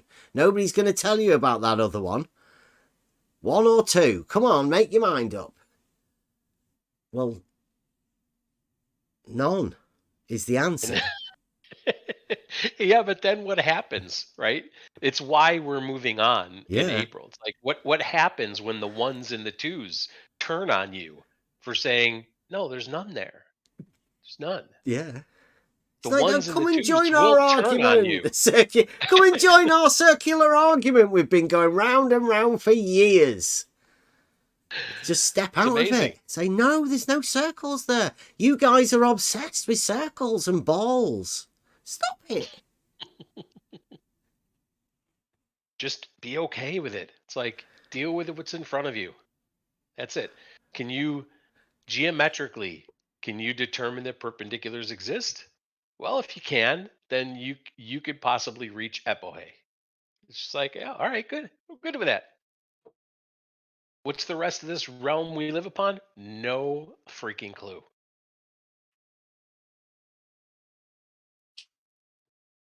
But I do know, as an example, level is horizontal. That freaks people out. It only freaks people out in this arena. Because I they're know. saying, but you've got to have a circle. Where's your circle going to go? Where's your circle? How can level Where's the be circle horizontal? That doesn't make any sense. Yep. But you ask anyone who doesn't have the model in their face and in their mind, and they go, why are you even asking me that question? Wait, you have a level in your hand. You asked me to do level, yeah? Yeah, of course it's horizontal. Why are you asking me that? Because of course they know. It's axiomatic. Not in this arena, though. Yeah, I think I've got another one. Let me check this. Recent. It was quite a bit ago. It leads you into strange things. Here we go. Look at that. You see that one in the chat there now? Check that out. I think that's what Kat's talking about. Do you believe there's a place where there is only south? Where east and west and north just disappear as a direction?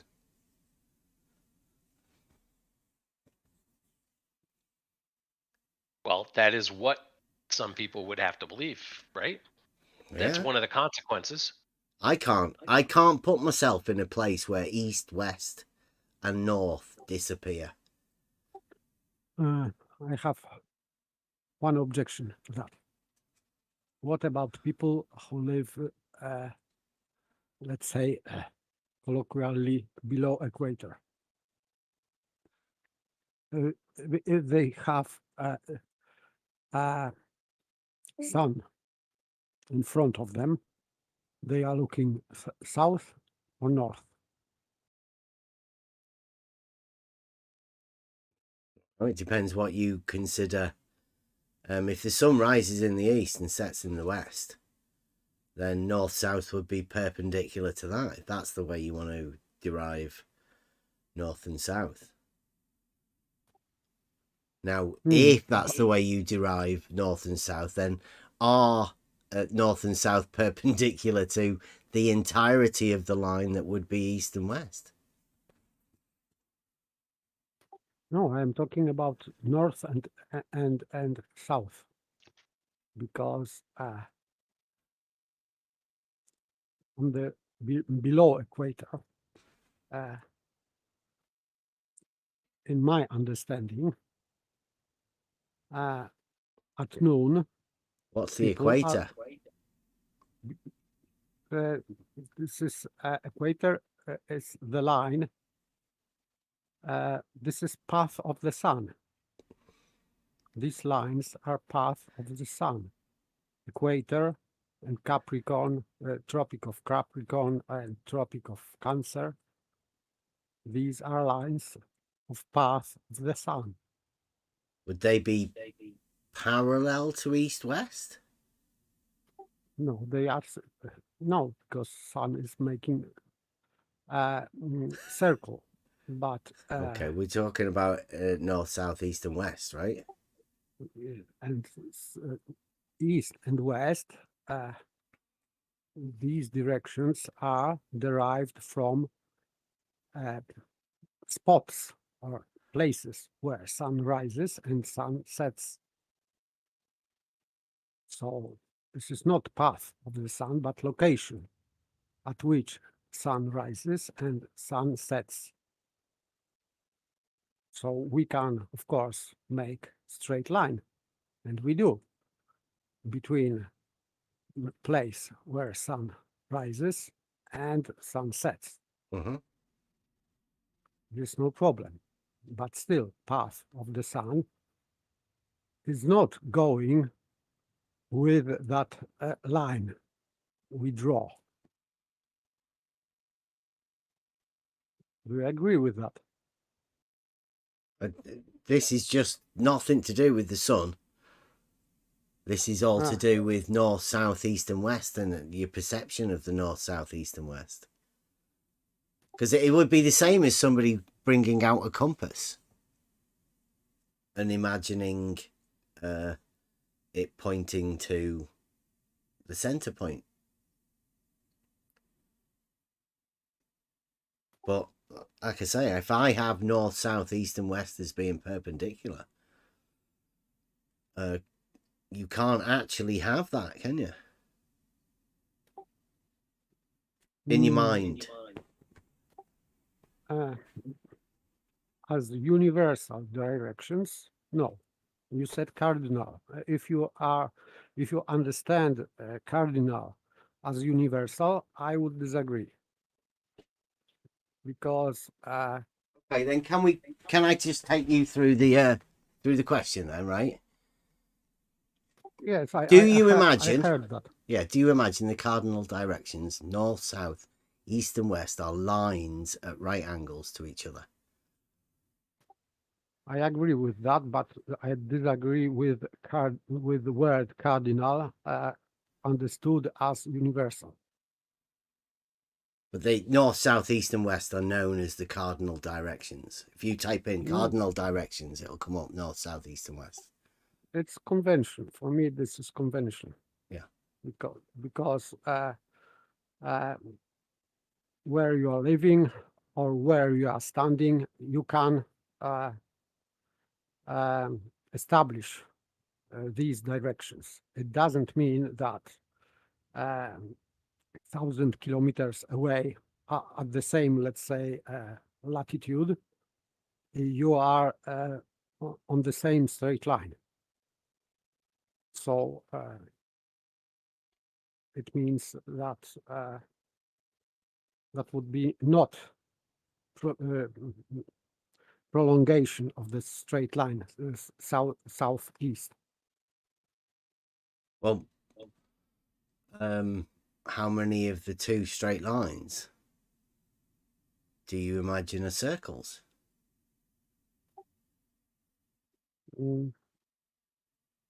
That's why I'm talking about spots on the horizon, because this is east and west. There are these are spots. So that's not a line then. Direction in which we are looking. You are looking at sunrise, and this is your direction, and you call that direction east or west. So the spot of the sun is establishing this direction. Okay. So east and west, then, what do you imagine that is then? This is the direction between or line between sunset and sunrise. But that's Or- that's over there, right? For me, anyway. That's But- sort of over there, like say 45 degrees, 45 degrees. But that doesn't affect east and west being perpendicular to north and south for me. For me also. So Because- this is why the cog disc comes, I think, with this one question. I have no cog disk with that because I don't consider these directions as universal. If this word cardinal means here universal, because I'm not sure what in this context cardinal means. If universal, I would disagree. Well, if you, Because- let's say if you were to go east, would that be in a straight line? If you are going between these two spots, you can go straight line. Yes, you can go from east to west, straight line. Yes, you No, can. but if you were traveling east and you kept traveling east in your mind, would that be a straight line? East, east, east, east, east, and then next day east, east, east, east, east. Would you be going in a straight line? You are establishing your west and east at some place where you are. So you always have to check with the sun, because this is your orientation. Let's say point or frame of reference, and we know for a fact that when we can see a sun rising and sun setting at our latitude above, let's say, equator, the sun is not setting straight down or rising straight up, but is going to the side. Do you agree with that? With the sun? For me, when I'm thinking of north, south, east, and west, I don't think of the sun.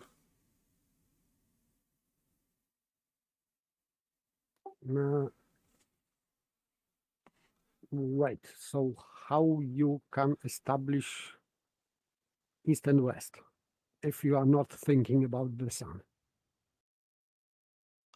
This is the question. Do you imagine the cardinal directions of north, south, east, and west are lines at right angles to each other? Just question one. Okay. And then So, question two would be, how many of those straight lines do you imagine are circles? I think you imagine one of them as a circle, Paper. no. So I don't. For me, this is just this straight line east-west is just segment of straight line, and this segment is ending visually at the horizon. It's not going further because I cannot see further. So this is segment, and as the sun, the path of the sun is circle, it means that if I would go like 100 or 200 kilometers or whatever, 1,000 kilometers to the east, because the path of the sun is circle, this line between two my new horizons would be at different angle. That's my understanding of east of. So of you can west. have two lines being at right angles, but those lines not being parallel. Uh, The extension of those lines. yes, they would at different location they would intersect. Yes, Mm. because as I said, this is only segment. So the same problem is with North Star, because I don't rely on compass, but geographically on celestial bodies. So for me, at least,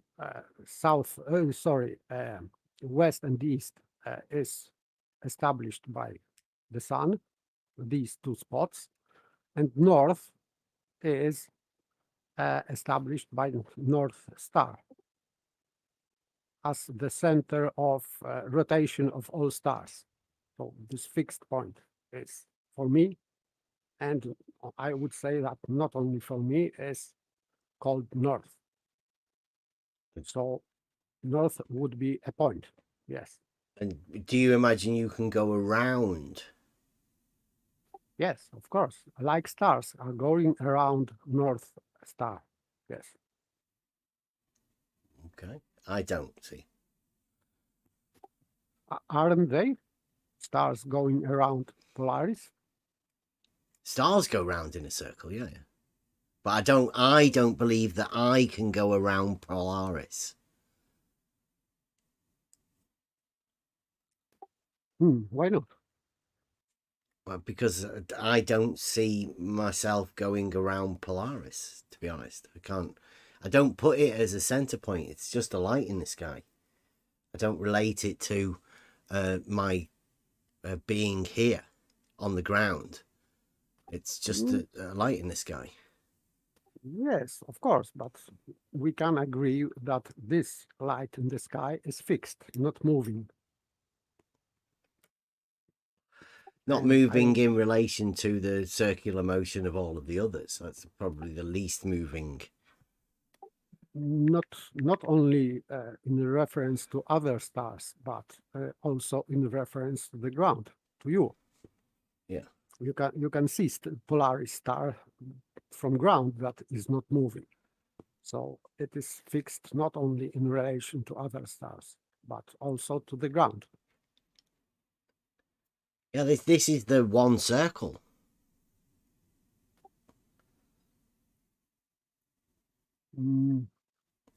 Yes.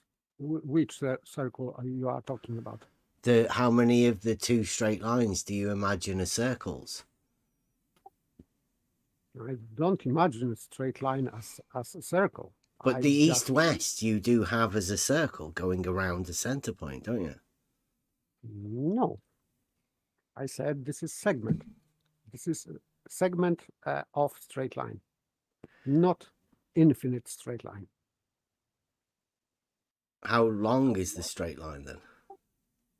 From horizon to horizon. So.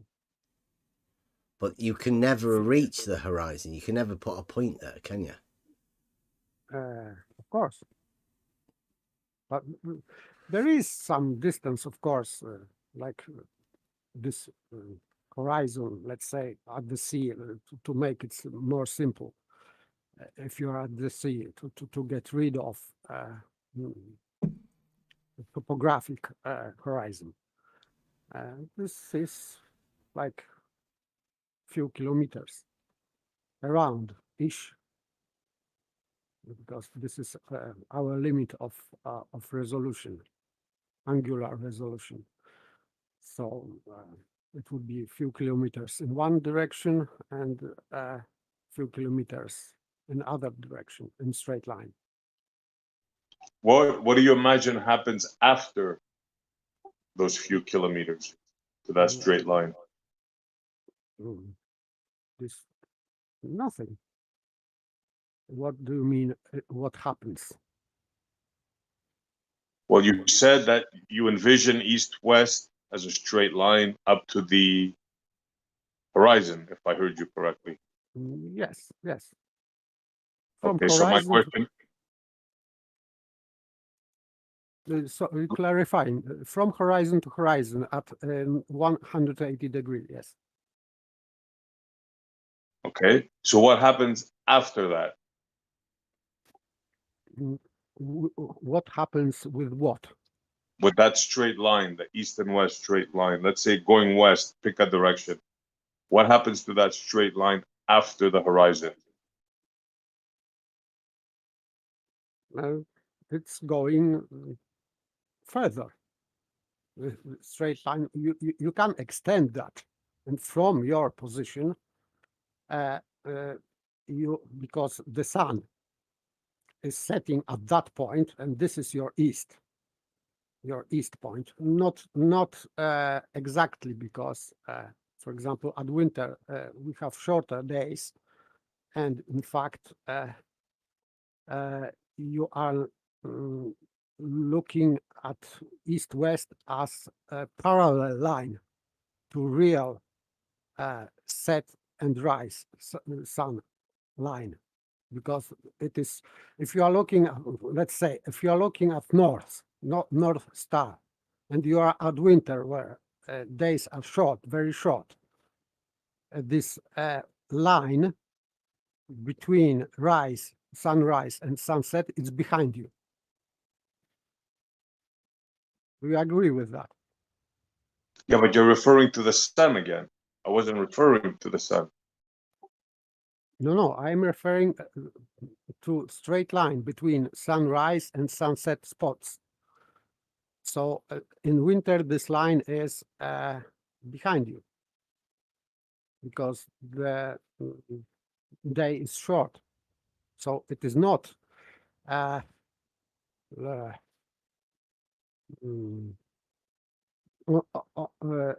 along with you. It's behind you. So in winter, that would be, this line would be, your west-east line would be parallel to real east-west in winter. Do you agree with that? I'm not sure what you're saying, the real east-west. Yeah, because as I said, these spots, for me, east-west is related to the sun. When sun rises, where sun rises is east, and when sunrise sets is west, and the sun is setting at different locations, setting and rising at different locations regarding seasons. Yes, it does. It does process it the way, in the Yes, and conditions. Yeah. yes. So Yeah, but what does that have to do with a direction? Let's say you take out a compass, right? I And you am not set it on the table, and one side points north, the other one points west. Let's say you follow that straight line, which you said you agree with, goes up to the horizon. What happens if you keep following that straight line? Does it go on straight forever? This line, of course, from your position, you are changing frame of reference. That's the point. I would say that the weak point of this conundrum is that you are changing frame of reference or point of reference, because sun is not going in straight line. Sun is not going along straight line east-west. So if we established as in this picture that east-west is straight line, so I am saying that sun is not going on that straight line. For me, this is obvious. And that's why I was saying about setting and rising, because sun is setting and rising not upward and downward, as you can see. When sun is rising, is going from left, if you are facing south, is going right. Correct? Going right. No, I am talking about when you are facing south.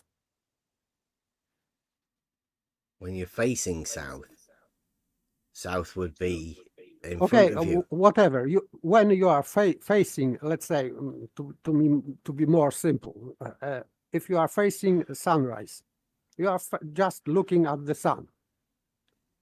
Sun is going up, but also is going right. It's not just going upright. See, I don't relate it to the sun personally, Why? because the sun is just something that occurs in the sky. Yes. North, but- south, east, and west to me are just straight lines. Like I've got a map, right? I only live in the UK. It's a small little country. Right. Yeah. We have what was known as grid references. I've put a picture in the thing there about north and grid north. So as you can see, magnetic north, grid north, and true north are three different. They're classed as straight lines, right? Everybody thinks they're straight lines, but they are known to be different. So everybody, whether they realize it or not, they should realize that north is. You don't even know what north is because there's three different ones. Me personally, I go with the grid north,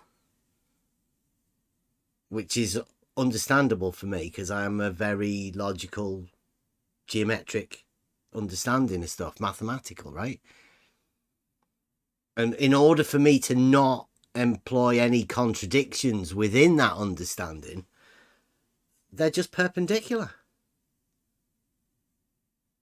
It's no big deal. And I don't mind saying, no, I don't have any circles. None of those are circles. But I do know there are people, who put north at the centre and they make east-west a circle. There are other people who imagine that they live on a ball and they have both north, south and east and west as circles. I know that. That's why this question's there. I am not talking about directions. I am talking about the path of the sun. I would say still that these directions are derived from reality. And in reality, sun is going in the circle and north star is fixed. And this is geographic north. So that would be for me the first thing that I would consider. Path of the sun, spots where sun is rising and setting, and north star. For me, this is just reality. But if you are talking about grid system is something that people draw on the paper. Yeah. So in my mind, I cannot reverse that process. For me, reality is first, and then something we can draw on a piece of paper. For me, it looks like that you prefer to prefer just drawing. Well, I think I would about say- the map. It's mapped out at scale 1 to 1, right? Now, on those maps that are mapped out scale 1 to 1, let's say give us a bigger country like America, right? Now, in America, they have grid lines. They're called northings and eastings. Do they change like you imagine that yours do, or do you imagine those north and south, that east and west, sorry, that go across the entirety of America? Do you imagine that they're not actually like the east and west that you imagine, or do you imagine they are, and that's built into the map? But they are if we are talking about longitude and No, this is No? grid. No, northings and eastings. They're grid references. well, Straight lines. if this is grid systems and this grid system is referring to measured distance like surveying, Uh-huh. then this is okay for me. Grid system. If you are talking about two scale maps, there is this ruler at the map which shows which distance on the map is referring to what distance in reality. So let's say 1 centimeter equals like I don't Yeah, know. a scale of 1 to 50,000. That one that I Yes. showed you. Yeah. So this is for me what two scale map means. It's not Latin long flat fact. This is grid reference. Latin long. Well, I suppose you could have that if you wanted to, but they're not circles. You are talking about latitude, longitude lines. That they Flat are- fact is saying that that's what the northings and eastings are. Yes, they draw them as perpendicular, but they are just drawings on a piece of paper. It's measured scale 1 to 1, triangulated. Longitude lines, they are too triangulated. I don't think so. No. Flat fact is saying that the northings and eastings, the grid references on maps, are actually latitude and longitude. We're saying they're not, but then you seem to say that they were.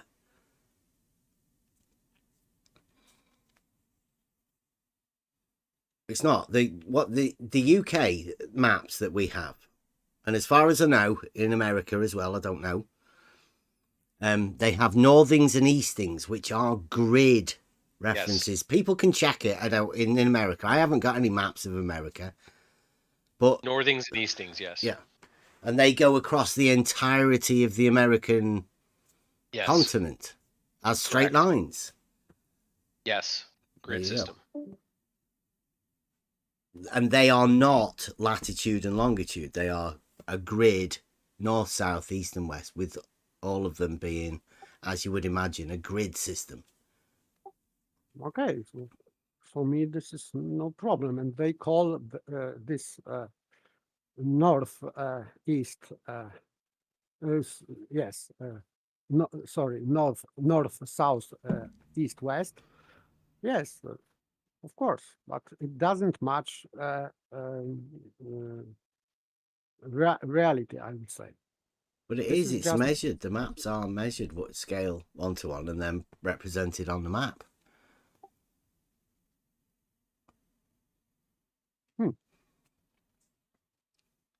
With grid Okay, references. So grid system called that way, I would say that it match reality, but the name of it, that this is northings and eastings, I would say that it does not match. Well, they are north, south, east, and west. In the map, the grid, right? That's what it says. Yes, You have I grid understand. north, which is different than true north, which is different than magnetic north. They know magnetic north moves. And true north, what would you suppose that is? I would say to Polaris, I think, geographic. And they are perpendicular. So that's what the whole point of this question is, to show people that there are actually 3 choices, and the one that's actually measured and translated into maps is the one that is the actual geometric understanding of perpendicular. Yes, I agree, but still, in this diagram, true north is not parallel to grid north. So this is my point. So true north, it means for me to Polaris, so geographic. So they are aware that this grid north does not match geographical north. Okay. So that takes you back to the understanding of the beginning one. I'm guessing it may be which do you reckon is north? Which do you imagine in your mind is the north? Not the what do you imagine other people think? No, for me, as I said at the beginning, for me, north is direction in which we can see Polaris. This is north. Okay. And that you know that there are people that have light coming in parallel from that place. You mean from Polaris? From any light. Oh, it doesn't bother me at all. So yeah, that's you go. I could say that as well. I still have that light in the sky, but it's north. I don't imagine there's any point in time where I can walk north and it turn into south.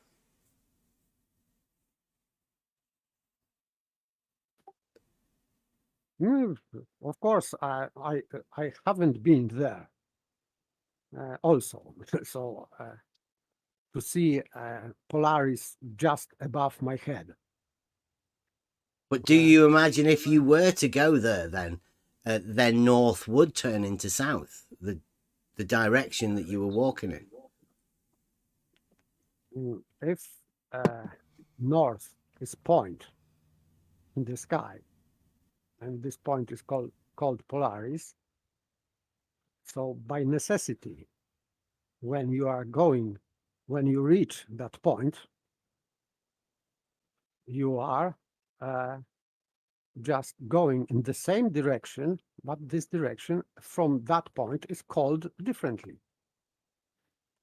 You are not changing direction. You are changing name of this direction. Just it. Mm-hmm. Yeah, I can't do that. I can imagine that, but I cannot do that. Yes, I would agree. I wasn't there. So I couldn't see in my own experience that I am going to the star and there is a point where star is just above my head, and when I am going or flying further in the straight line, and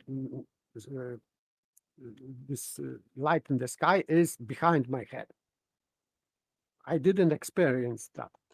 No, but the point is, can you imagine? Yes, I can imagine that that if I am going to some point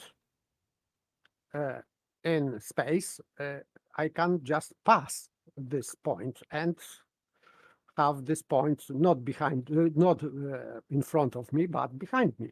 So just like passing by any things on the ground. So I can just pass this light in the sky and leave it behind me. Why not? I can imagine that. I can't.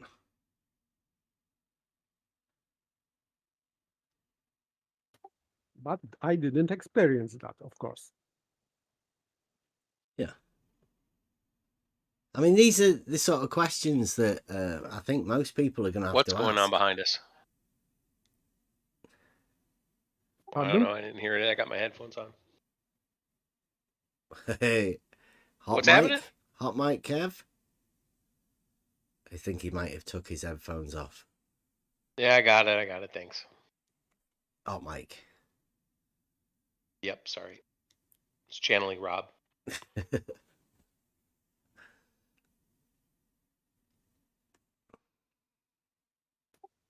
For me, these maps are just maps. So most maps which are making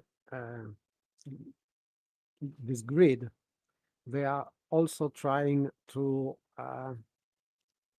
make longitude and latitude lines perpendicular, and the first guy who did that was Mercator. The longitude and latitude lines are always perpendicular. Since Mercator, not always. I would say that Mercator was the first who did that on big scale. But you do realize that perpendicular implies straight lines. Yes, of course, but I am talking about what Mercator did with map. But here is a problem, geographic problem, because if lines are perpendicular, it means that in reality, that if this map depicts reality, it means that sun is going in straight line, not in circles, and it means that Polaris is not a point, but a line, which is not true, of course.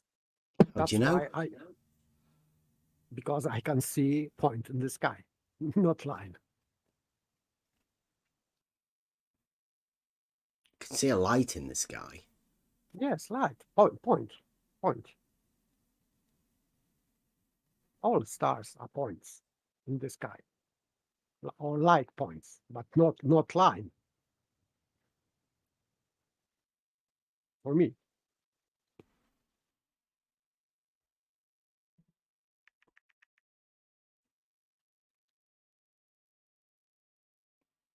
I don't see how Mercator made Polaris a straight line.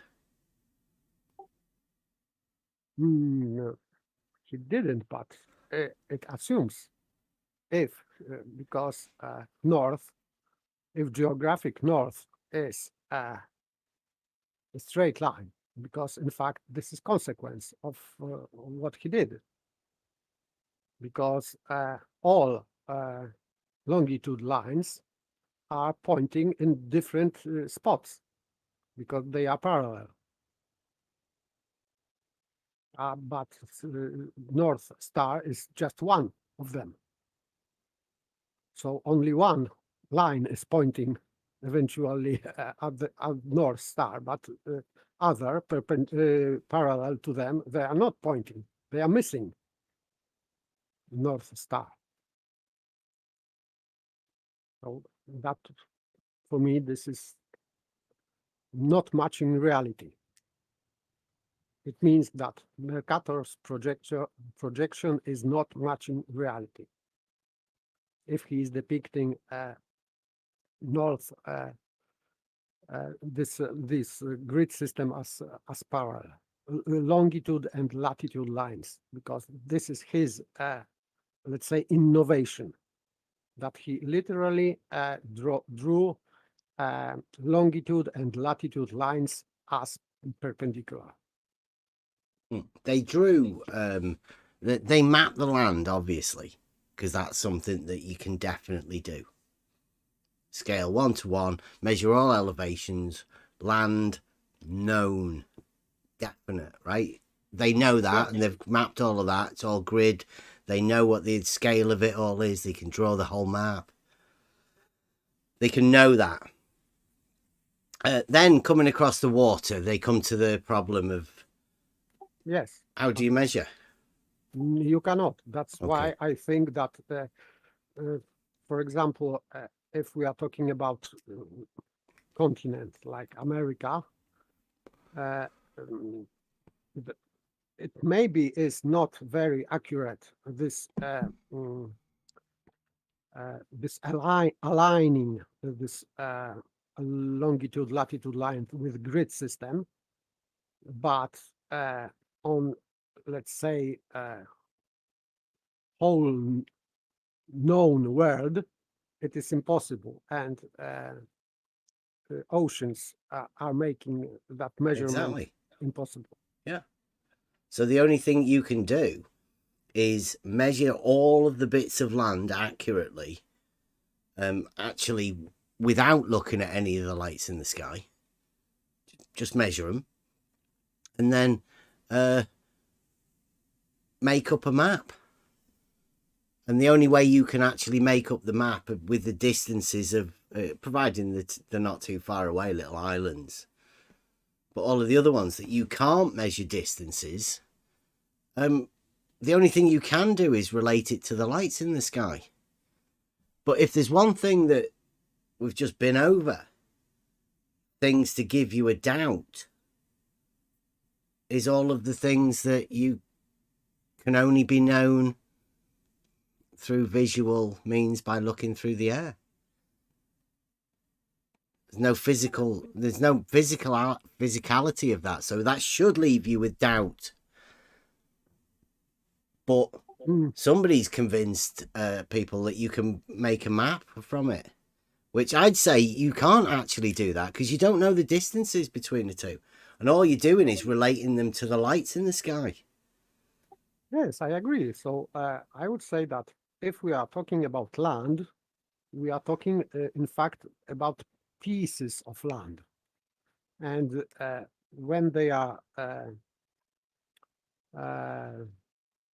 there is a gap between these lands, and these gaps are oceans. So this part is unmeasurable by surveyors. Mhm. So it means that we can only locally make this grid system. You cannot. That's why these I would- questions are there. Yes, It's all about imagination. yes, but I would disagree with that point that your visuals are not telling you the truth because I am, or you are not certain, because Aristotle said differently. And by the way, if our visuals are not telling us the truth accurately, it means that surveying is also No, not surveying on certain. the land is set. That's known. Yes, but it involves visual.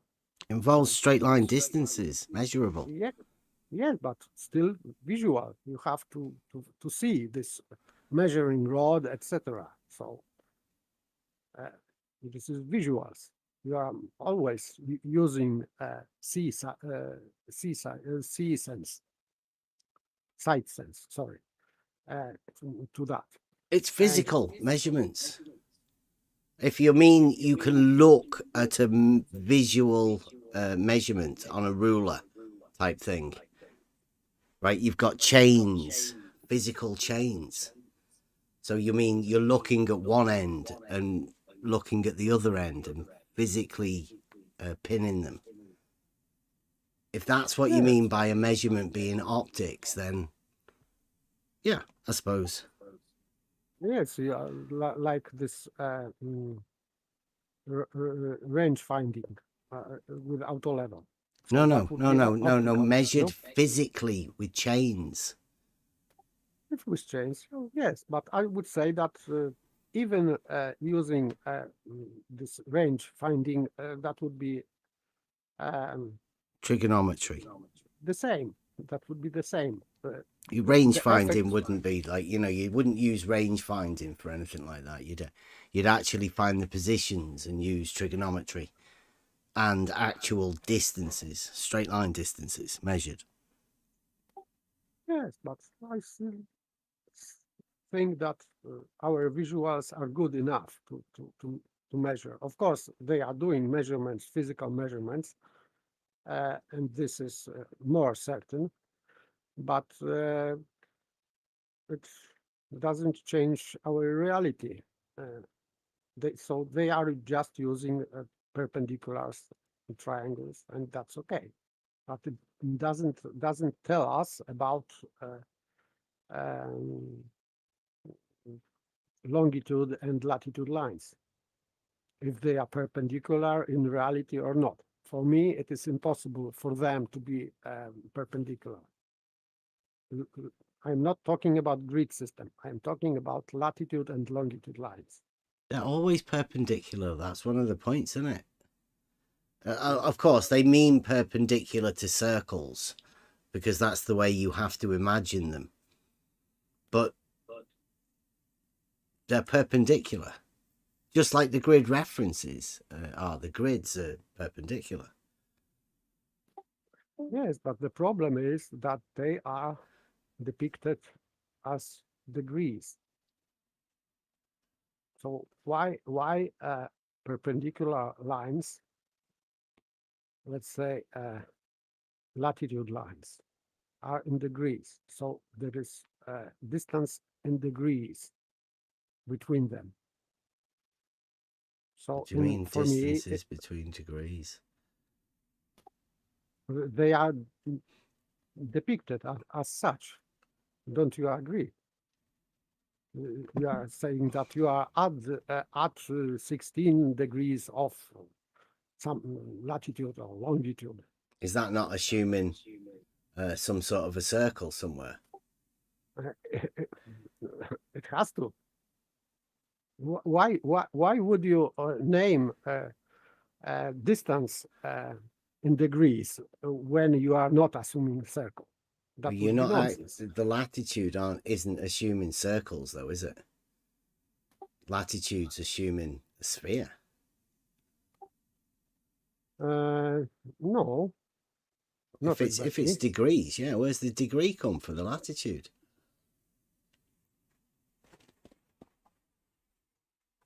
You can have if north, let's say this longitude north south is longitude. I am right or not?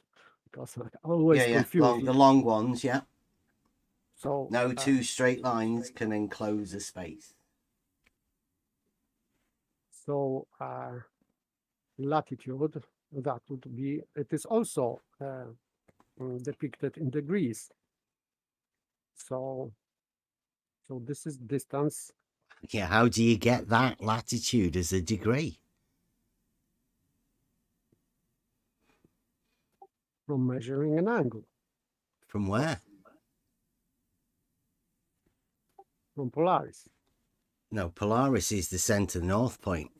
Those degrees would be in between your longitude lines, wouldn't they? How do you get the progressively circles going outwards to a degree mark?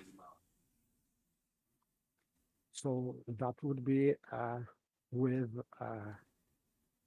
path of the sun, I would say. The first let's say lines, there are equator and tropics. So, and they were considered as circles. So they are in fact latitude lines.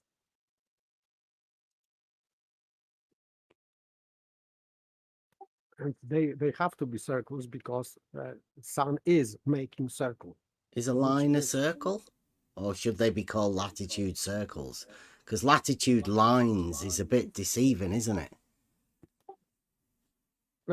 Yes, that would be yes. So but then again, they are considered as perpendicular. So the lines would be justified in that sense, but not justified in the sense that you wanted to turn them into circles.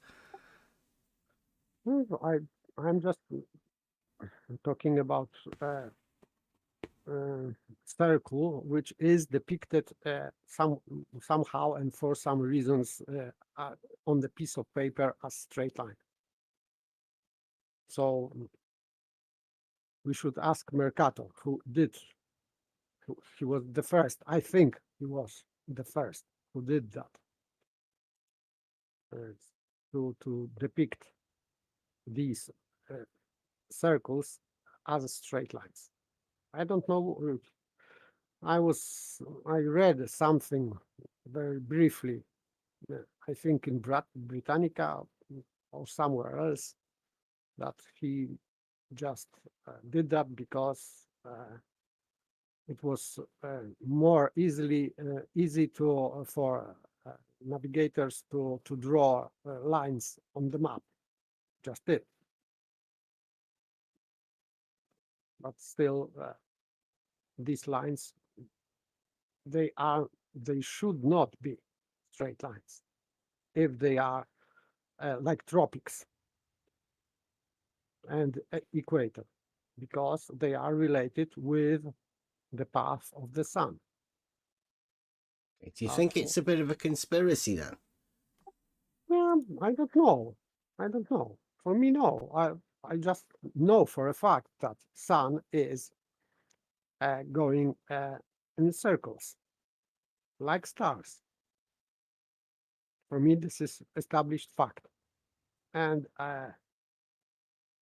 because these tropics and equator are circles, and they are also on a given latitudes. So for me, it means Given. that yes, they are given or drawn, let's say. So you can draw on the map where this latitude where the sun is on tropic, one tropic, another. So on to that tropics, it is assigned some latitude. Also for equator. So, and they are circles, of course, because it is path of the sun. And path of the sun is circle, which is provable. Provable. Yes, it's common notion. As I said, sun is rising and setting not upright and downward, straight, but is going to the side. So it means that it is not going in straight line. And of course, I have seen some footage, let's say, from Norway. There are just cities, towns where people can experience midnight sun, so-called midnight sun. So sun is going around 24 hours. So if it is going around 24 hours, it means that it's making circle. For me, this is common notion, and I cannot go against that.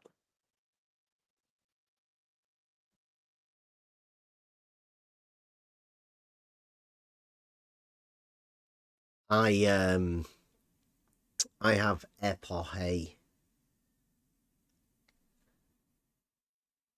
whereas I just go with the straight lines, the geometric understanding.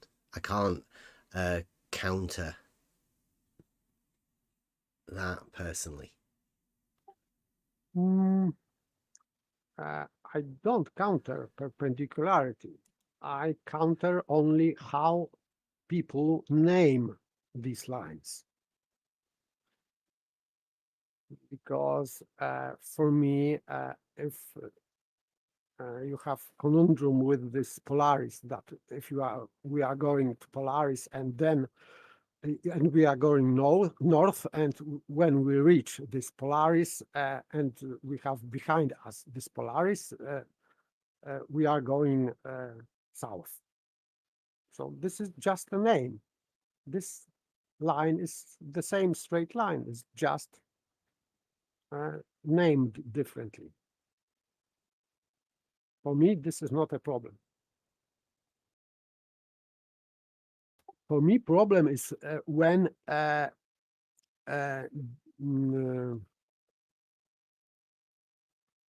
geometry itself or drawing map is more important than visual reality. So for me, that would be a problem. So If you want epoche, then okay for me, but still if I have on one side what people draw on the piece of paper and reality, like for example Polaris and Midnight Sun, I'm choosing visual reality. Okay, so if we were to go over those things again, north, south, east, and west, would you put either of them into circles, or would you keep them as straight lines? Segments of straight lines, segments. Okay. So because you cannot see beyond horizon, so this is your limit of vision. So for me, this is, directions are visual directions. So if you cannot see, you can prolong this line, of course, as you want, but from your position, but it wouldn't give you anything useful to know. Okay, so let's say you start off and you head east from one horizon to the other. Now, when you get to that other horizon, when you look east from that horizon and look back west, would the west be where you came from? And would east be further along that straight line or in a different direction? Would be if you go a couple of kilometers, let's say big distance, let's say 1,000 kilometers.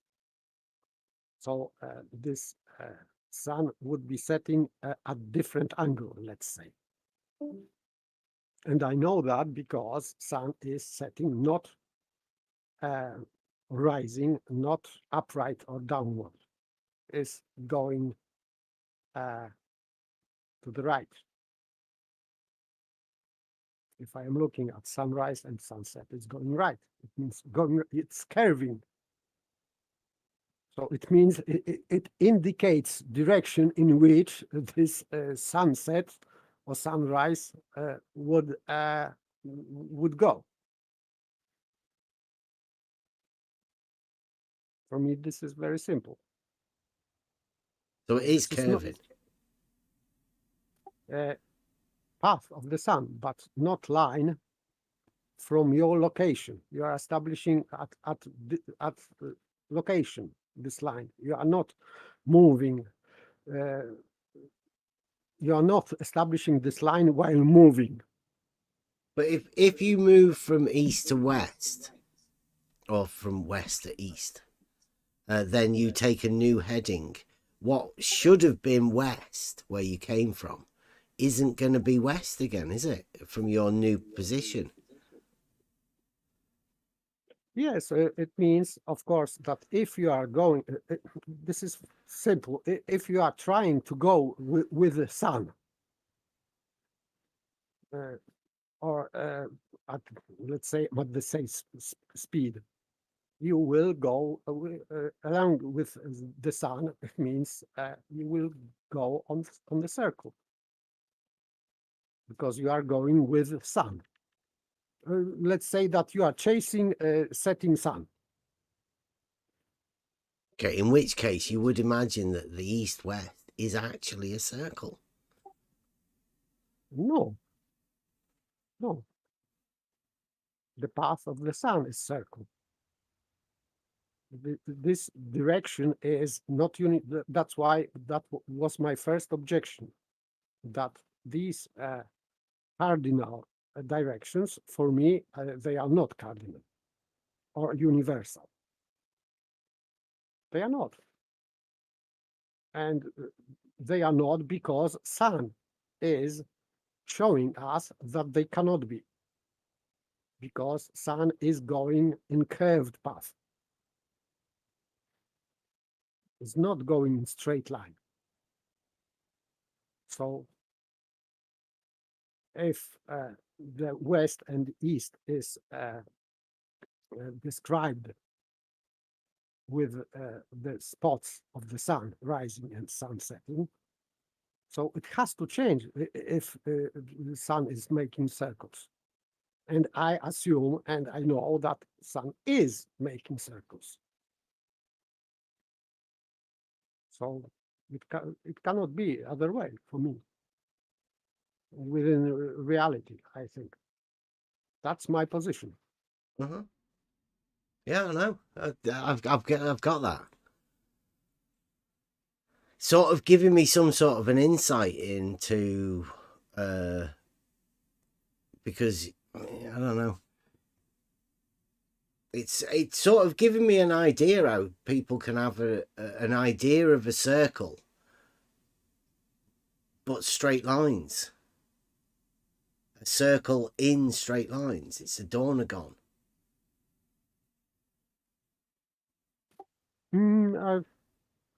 That's why I said this is a segment. If you want other way, that would be the path of the sun would be a circle, of course. Polaris star would be the center of this circle, geographically. So you are somewhere, let's say between Polaris and the sun, in the middle of this circle somewhere. And just your north is just from your position to Polaris, prolonged behind you to the south. And this east-west would be a chord line, just chord line. Straight, of course, and perpendicular to north-south line. But that would be chord, this east-west. Surely perpendicular, but only this segment where your horizon enables you to see. Just it for me. Mm-hmm. Like the dornagon.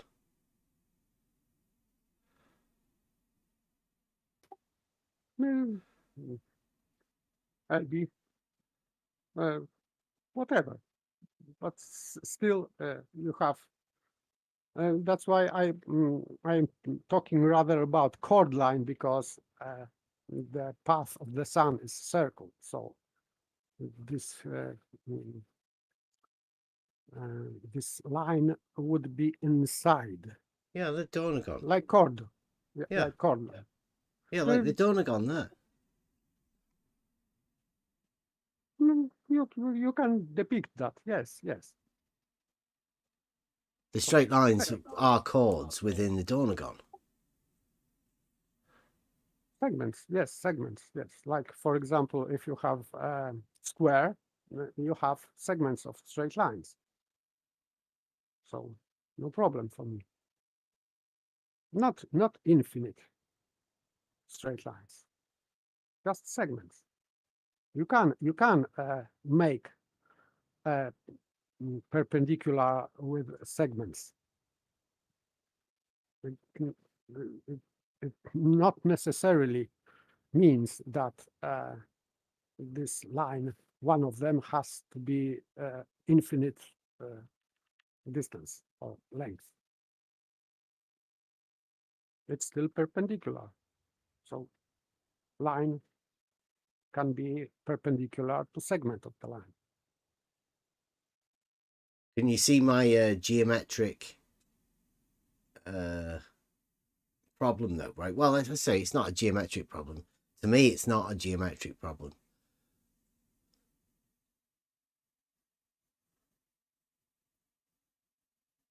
But can you see the geometric problem that this causes? Yes, I can see that. I cannot see any problem here for me. So can you explain what problem should I have? Well, I think you imagine it's actually a circle. This east and west. East and west isn't the same direction. No, I didn't say that this is a circle.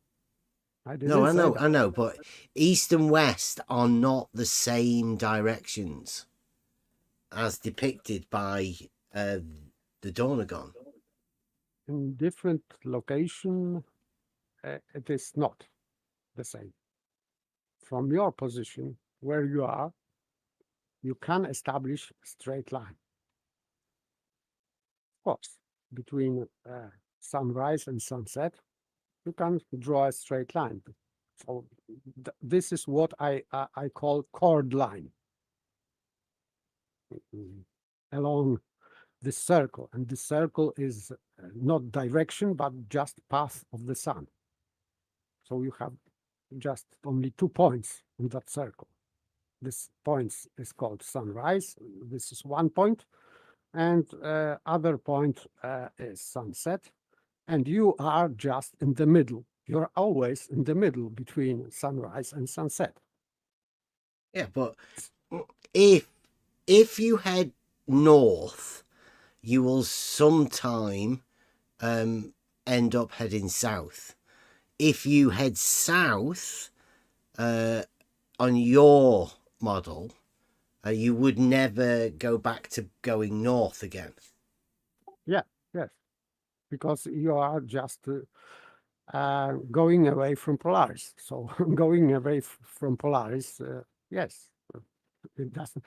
It cannot change into north again. Okay, so Because you are- of these directions, the only, well, south would be every direction, and north would eventually turn into south, and east and west are constantly changing.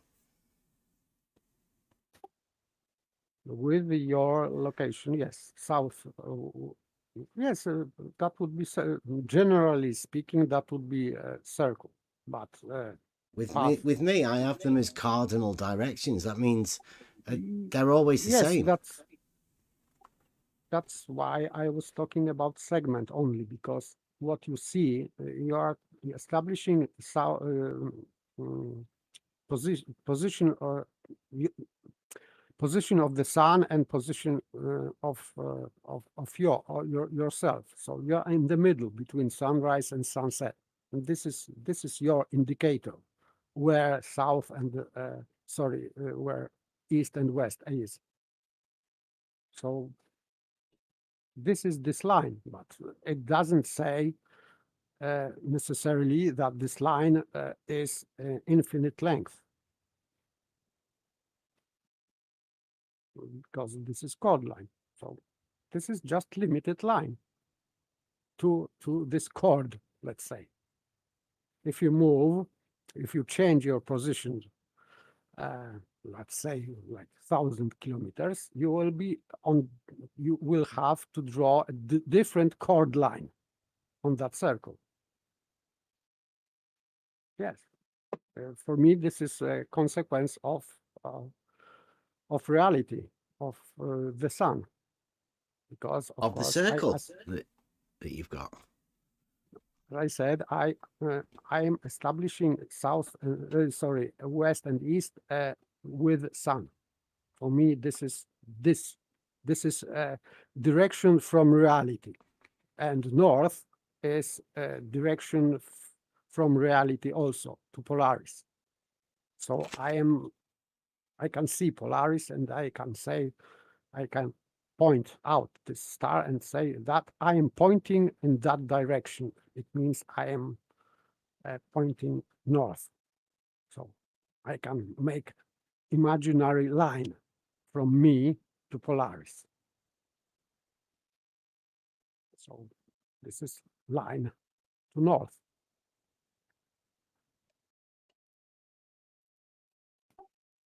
And this is straight line, of course.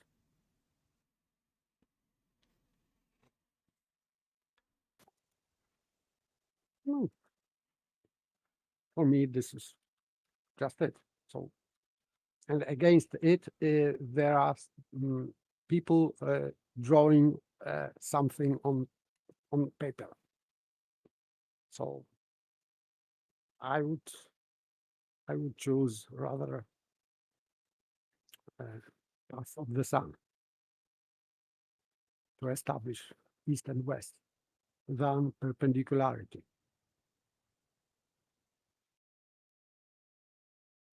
Because your argument is that it is established by some people that these are cardinal directions, and they are as such drawn on paper. So this is your argument. For me, this is I too wouldn't weak say it's an argument. argument. It's just a few questions. Do you imagine the questions are arguments? But in this question, this first question is thesis. This is question with thesis, because there is word cardinal there.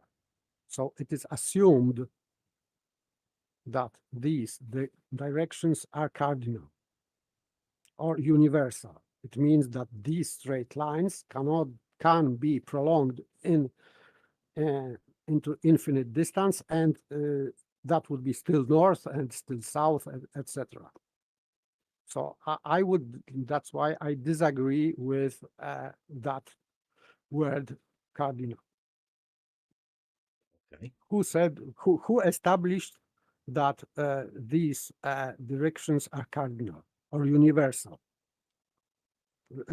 I Cardinal- got that from the north, south, east, and west.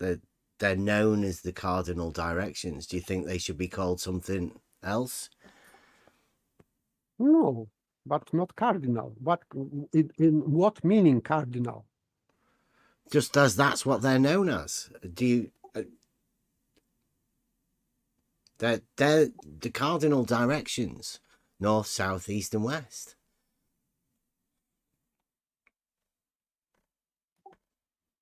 Yes, of course. If you, As known by everybody. It's just literally a question about first off, do you imagine they're joined by straight lines? Now, Blue Marble Science said that they're not. They're just directions. There is no straight line there. for me, it is straight line, but just segment. If we are talking about east-west.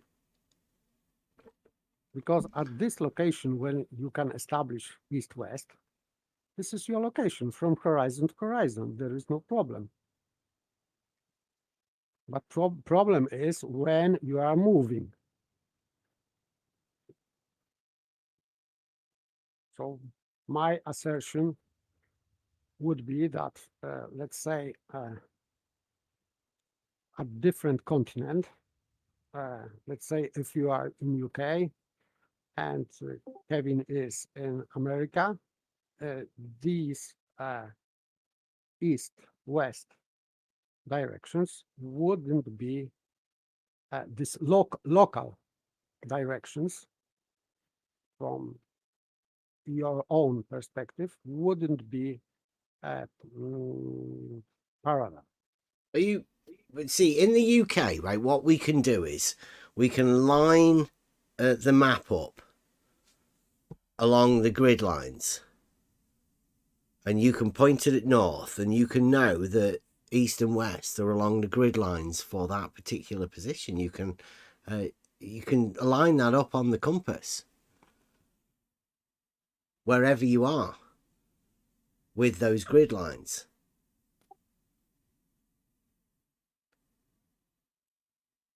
Yes, well, but this is not, I would say this is not an argument, because if north is point and you are making circles, so your compass I'm also not making circles. But if you were making circle or part of the circle. Well, what about if we're just making straight lines that are perpendicular to each other?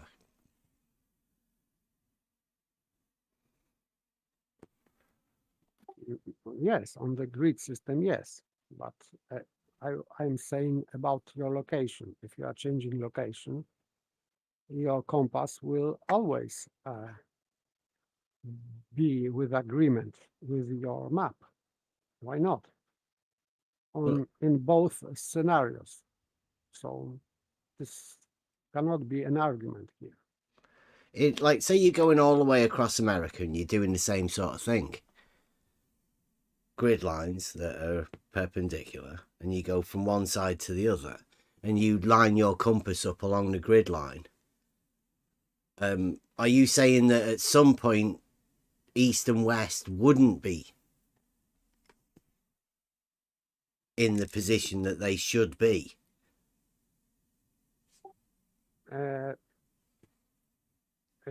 If this grid line is straight line along the whole continent, let's say, that would be some discrepancy. So, and I think there is some, because there is a problem allegedly with compass.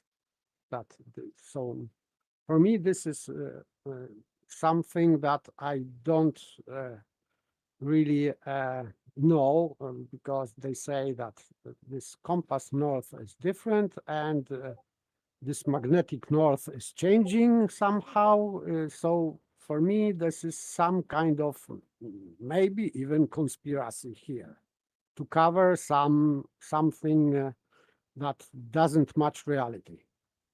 I don't know. But the maps are measured 1-to-1, right, and scaled. Or do you think the conspiracy is within the actual maps? Rather with maps, yes. What is how to match longitude lines and latitude lines with grid system on very small scale, let's say, like as you said, UK. This is not a problem, but at large scale, it is problem, I think. I am not a cartographer, so I am not very much into that. But for me, there are some things that I can compare to reality. So that's why I am talking about star, North Star, and the path of the sun. For me, this is what I see. And I think that for ancient people, it was indicator of directions, real celestial bodies, and like sun and North Star, not grid system.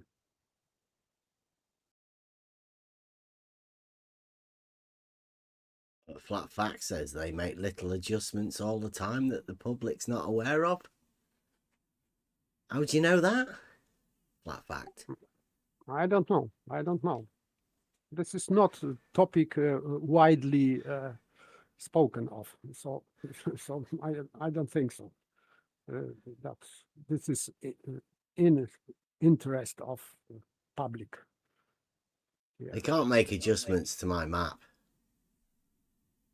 Yes, your map is just drawn, so They can't make adjustments to the compass either. Of course, they cannot. They cannot. Yes.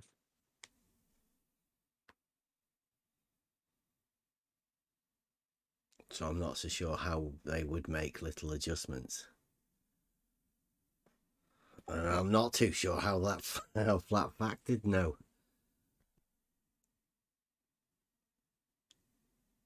Must be stepping yourself outside the public.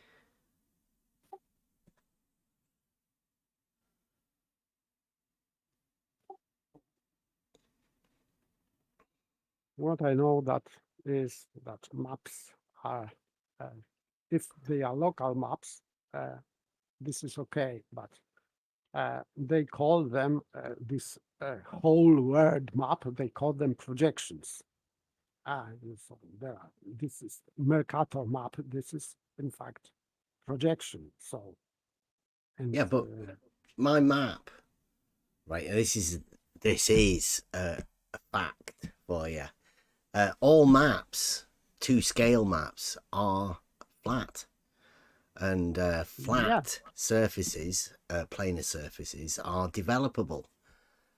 The thing about developable and non-developable surfaces, that a non-developable surface cannot be expressed on a flat map without distortion.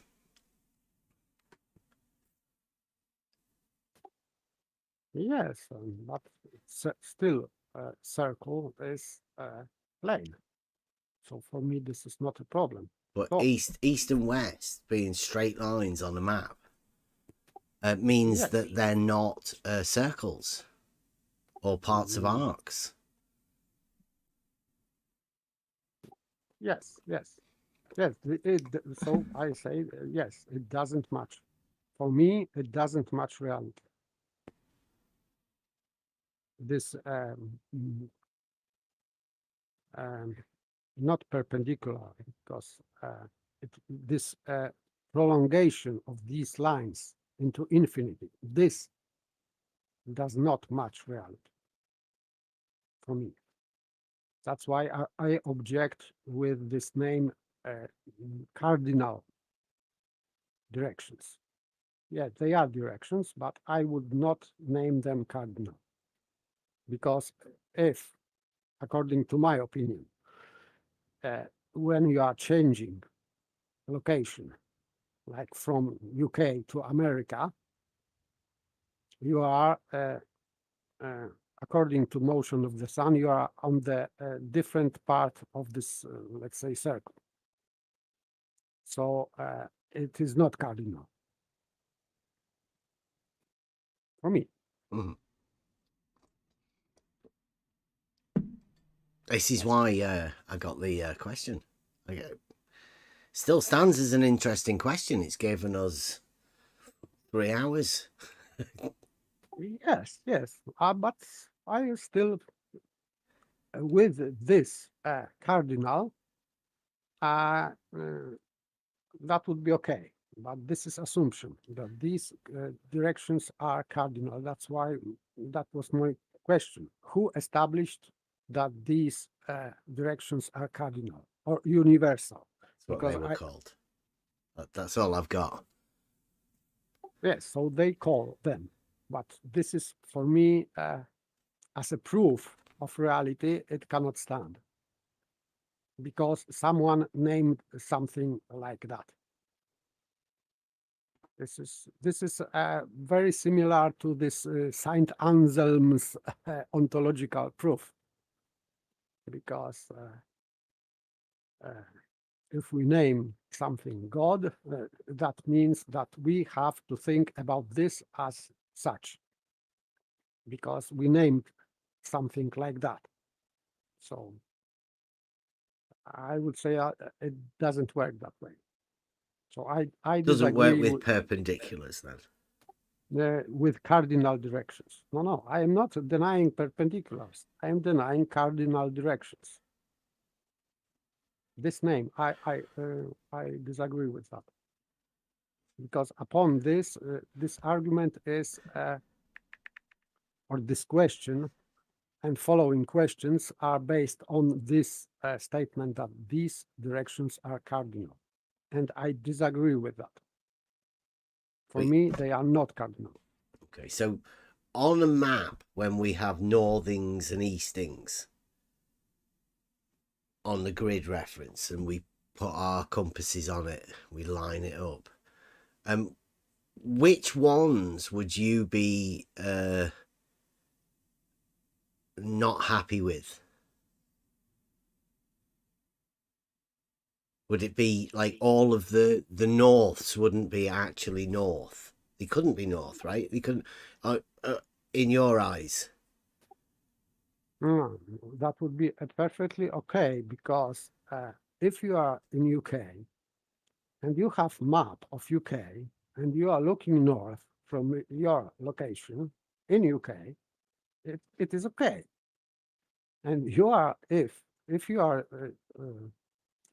in America, you are not looking at map of UK in America, you are looking at map of America. So you cannot transfer that. You have literally have to check if you are going with this grid system in straight line, and when this, let's say, your compass or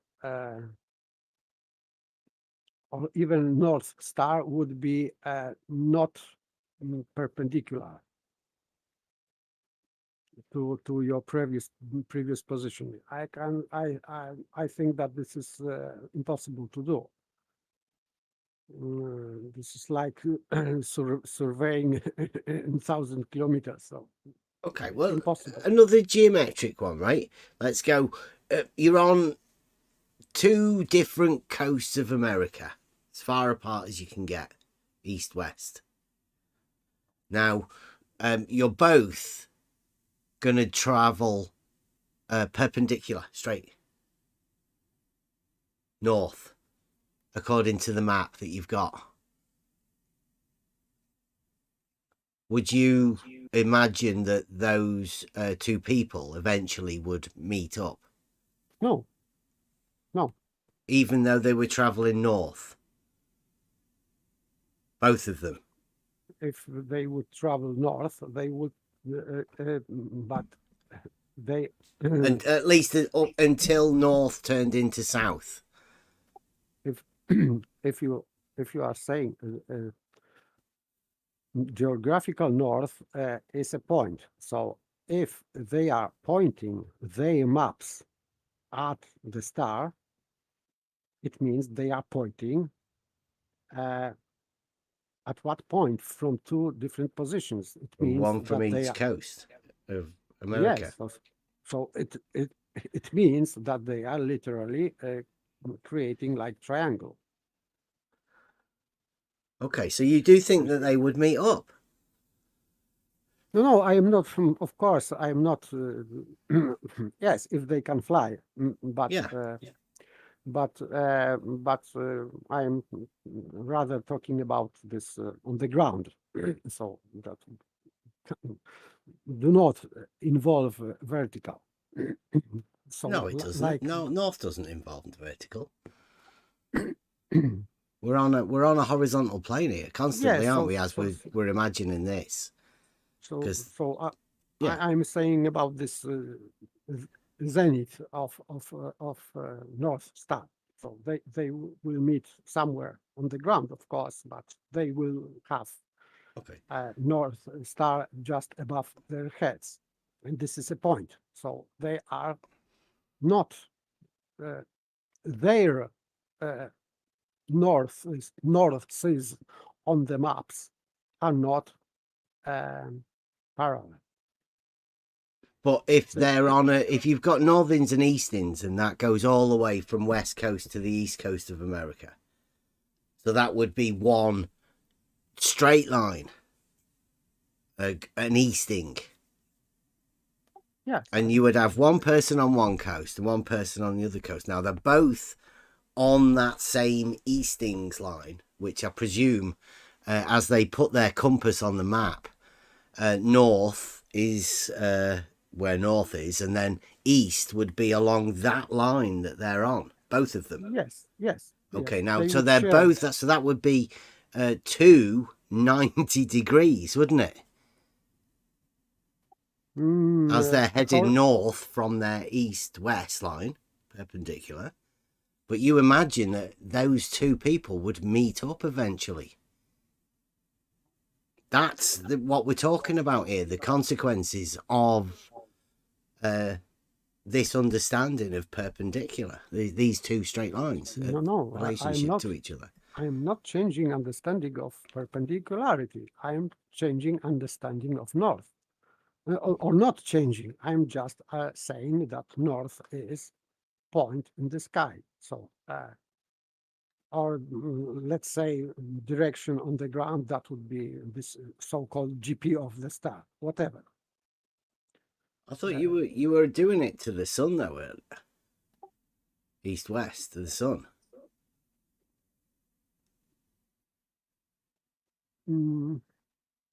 No, what did I do with east-west? Your east and west was governed by the sun. It was segments earlier. This is east-west is for me 2 points, line between 2 points between sunrise and sunset. Okay, and then you've got north-south as being a light in the sky, or sorry, towards north being towards the light in the sky. Yeah, yeah. So when I said at the beginning, do you imagine the cardinal directions of north, south, and east and west are at right angles to each other? You've got one light in the sky related to the other light in the sky. Yes, and that's why it is still perpendicular, but this is not cardinal. But this is my only objection here, that these directions are not cardinal. I disagree with that. I disagree with that statement, that these directions are cardinal. Just it. I am not denying perpendicularity. I am denying universality of these lines. Which is why I think this question's pretty good. These two questions. And thank you very much, Godzilla. Super chat. Thank you. Very much appreciated. He says, great talk tonight. Epoche is only true if you assume east-west is perpendicular. I think only needed if you assume east-west is perpendicular. I always thought of them as circular direction, but yeah, on a map, it becomes very perplexing. I partially agree with Godzilla, partially, because I don't assume that direction east-west is circle. No, it is not, because this is line between 2 points. I said it many times. Sunset, sunrise. These are points, and I am drawing, let's say, line between 2 points. I am not talking about path of the sun here. But I'm naming that line. That would be chord line on that path of the sun.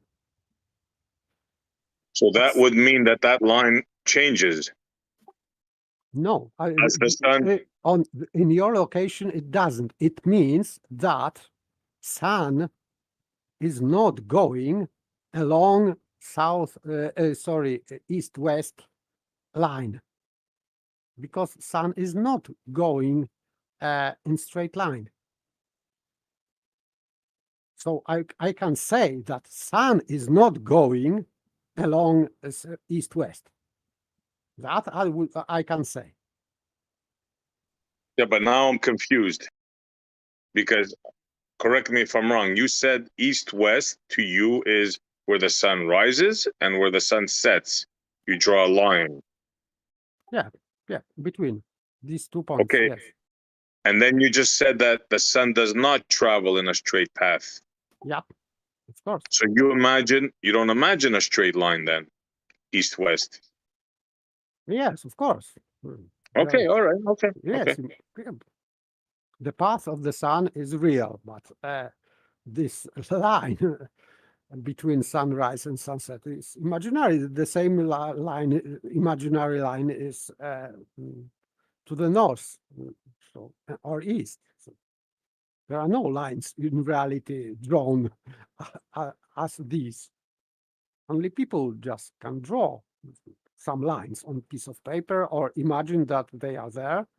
They can be useful, but there are no real physical lines between sunset and sunrise and sunset. But you can draw a straight line, and I'm drawing, and I can see that line as being a chord line on the path of the sun, which is circular.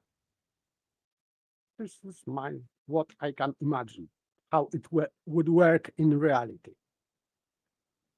Yeah, and I'm not saying I have the answer. I'm just trying to figure out then how do you the grid, right, is perpendicular.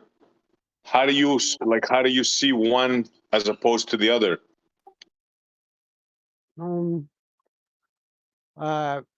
Grid system, if it is not really long altitude longitude lines, so it is just grid system with taken from measurements. But if it is, I would say that on large scale it has to be distortion. On small scale is maybe negligible distortion. I don't know. I wasn't checking that thing about cartography and mapping, so I You're I not don't know. bringing into question the maps, are you? The two scale maps.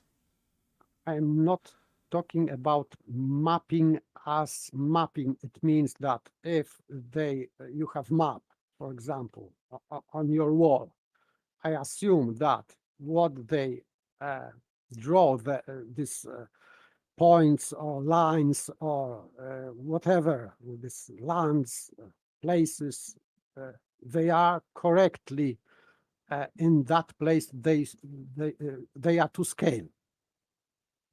But this latitude lines and longitude lines on that map, They don't have them in the UK.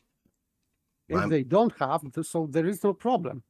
So problem solved. But the grid lines are northings and eastings. Okay.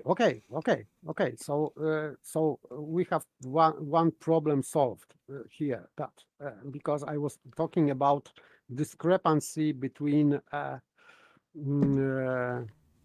longitude and altitude lines as northings and eastings, because that would be mismatch for me. But if they are not there, so problem is solved. So this is just a name. For me, this is just a name. They are perpendicular, though. Yes, on the map, yes. Straight lines. Straight lines on the map, yeah. For me, this is no problem. This is just drawing lines. But it doesn't mean that that's why I have only one objection about this one word, cardinal. If someone is saying that they are cardinal, the burden of proof is on that person who asserts that these directions are cardinal. I would say not. They are not. According to my knowledge about visual world. Would that mean that not all of the northings are north, pointing north, and not all of the eastings are pointing east, west? Is that what you mean by your problem with them being cardinal on the map? My problem is that this map of UK, for example, as example, is just map of UK. But if you would try to make it bigger, like for example, let's say map of Eurasia or Eurasia. So both. What about Europe America? Let's go to Asia. America, because America have the same northings and eastings grids. I think we have been there before, though, haven't we? We did go there. Do that. Yes, but we have even bigger land like this Eurasia. So this is very, very, let's say, wide from let's say, from France to China.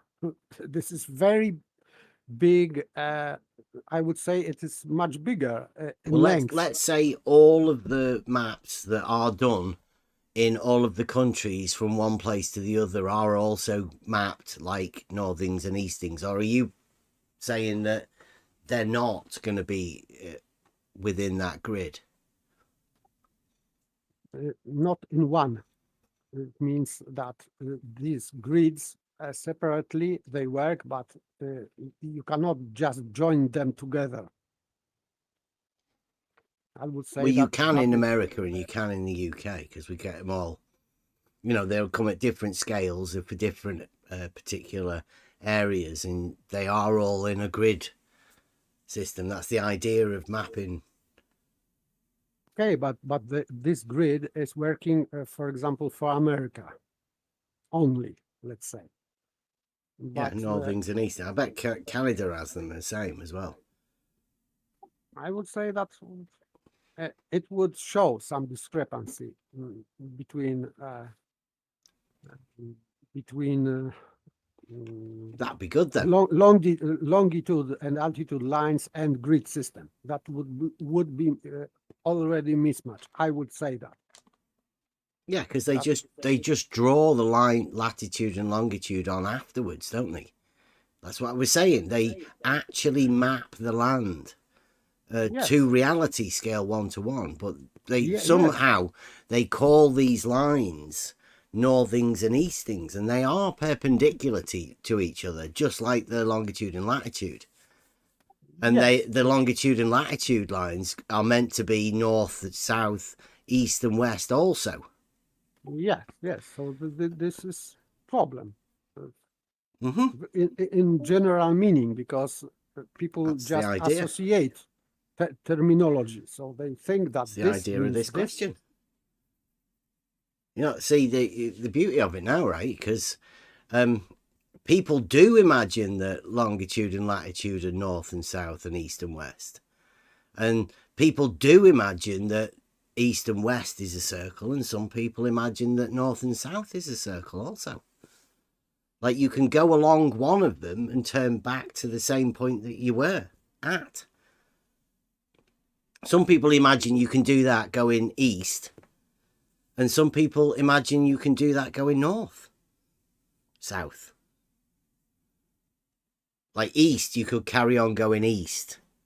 I think some people think you could carry on going in one direction as long as it's east and end up back at the same place.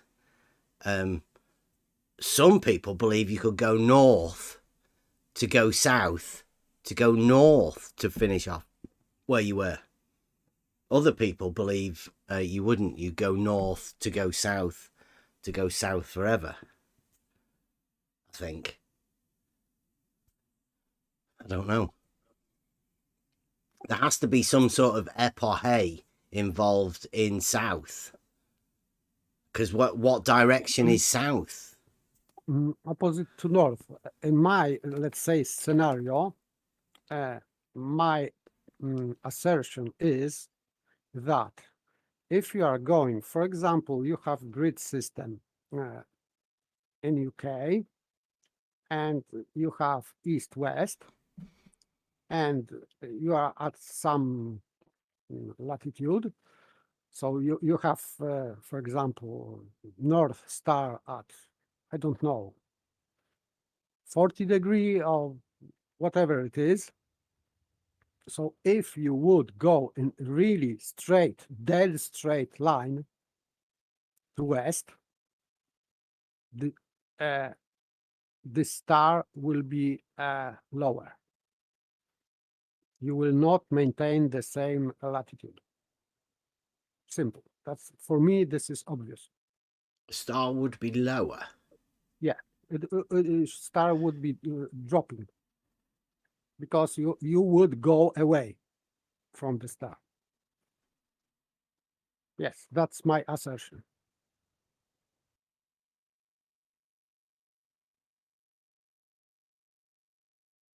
But I think that this is impossible to do, because you have just physically go there and check that you are going in dead straight line, which is rather impossible to do.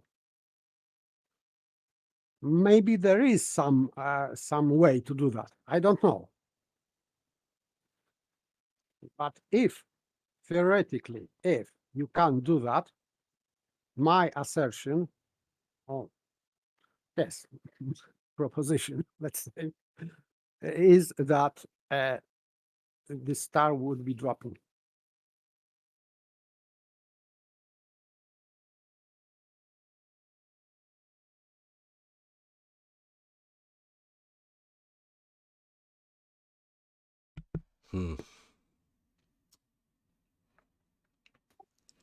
Okay, now I have to drop to bed. Okay. Thank you very Thank you very much. Mom, I have hope that I didn't upset anyone here. I don't know. This is the whole point of it is to But to have conversations, Yeah. different points of view, and yes, and many people can, I think, may learn. I am learning from discussions because I have to notice things that I didn't notice before, and somehow I have to rephrase my argument to objections. So this is very, very good. jolly good. And sometimes there are some, let's say, from my perspective, there are some clicks. So there are many conversations here, and someday, after let's say 1 week or 2 weeks, something is clicking in my head, and I can notice something that I didn't notice back 2 weeks ago. So even if at first glance it is not seemingly fruitable, but still I think that it will be in the future. So I very like that kind of conversations, and we can converse without even if we are disagreeing, we don't need to shout at each other, etc. So I am very glad. Yeah. Well, like I say, I've got epoche to help me. I'm okay. It's just a discussion about what everybody imagines. Everybody can imagine whatever they want. Talking about it's the important part. Okay, good night. Okay, thank you very much.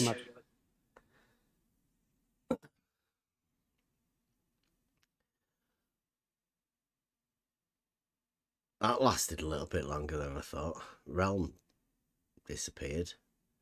Didn't expect Paper to take it up though. Anybody else see the connection? I know Buster did. Yeah. Did you see a Dornagon there, Essie?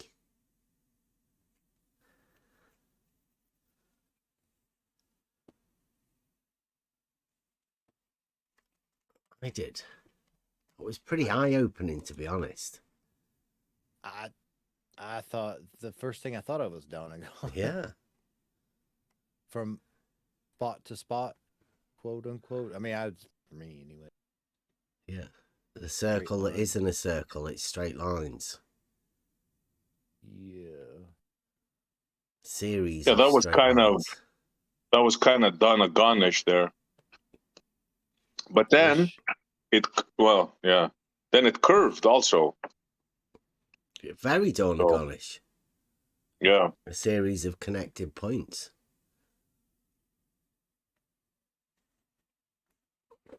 It changes your move.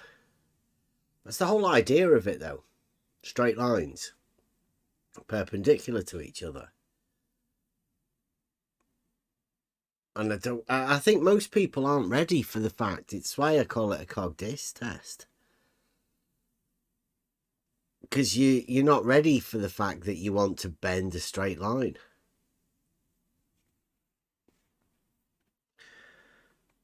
Conceptually, right, at least. It is just an imaginary idea that you have in the first place. And then you have to face the fact, well, what's north? What's south? What do I think it is?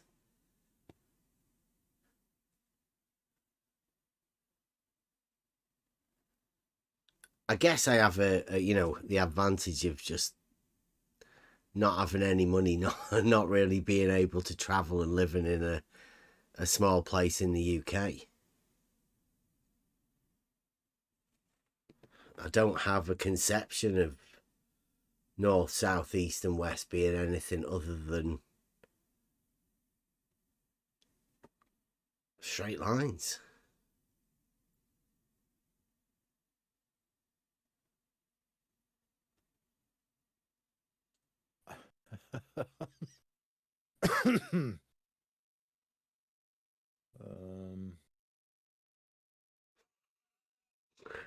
Because, like, if you just take any of those two grid lines that are northings, you've got to imagine that there's 290 degrees there at the bottom. And if you keep travelling in a straight line, you're going to eventually meet up. That's got to be a geometric conundrum, right?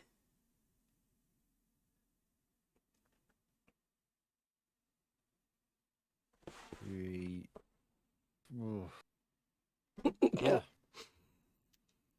Hands up who thought of that before.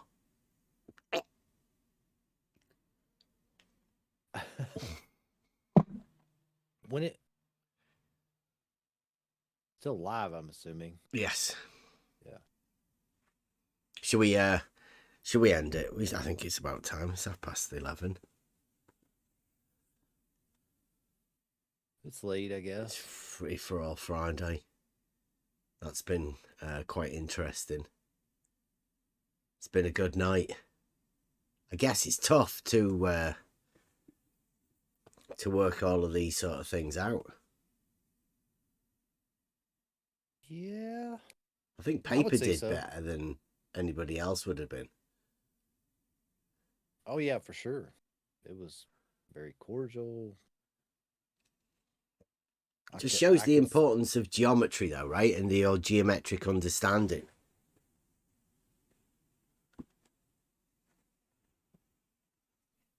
It is, I must admit, a perplexing thing. When does east become west? When does north become south? I'm like you, I can't imagine that. Don't think east ever does become west. It's only north that becomes south. Even that, how does that happen? I don't know. I don't know how it occurs on either map. So if I can't see it occurring, that's why I consider north, south, east, and west to be perpendicular.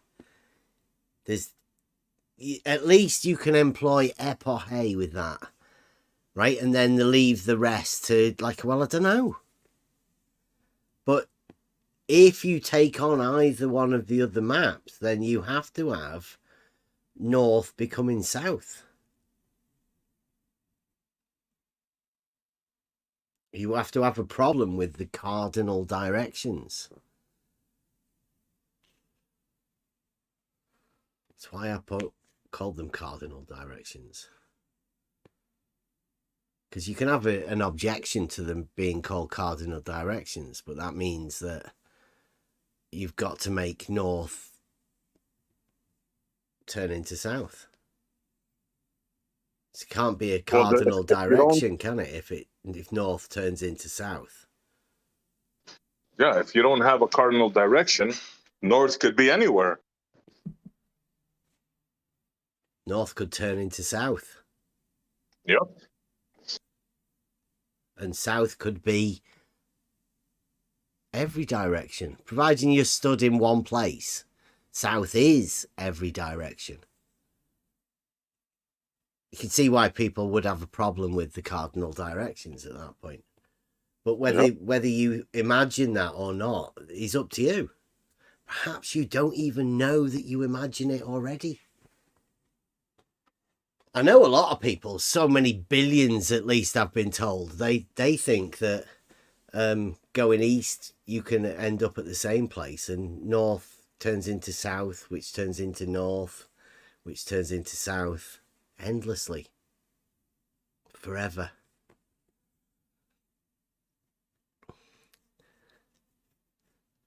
I don't. It all depends what you're set up on, what you imagine you're set up on. Depends how many straight lines you want to turn into circles. Well, you have to turn them into circles if you imagine a certain thing. It's the only way. If anybody wants to come in to Discord and have a chat, you know where we are. Gonna end up with Buster song now. Dead Straight Lines. Meet you again on Monday, unless we do something over the weekend. See you then. Model Affliction Monday.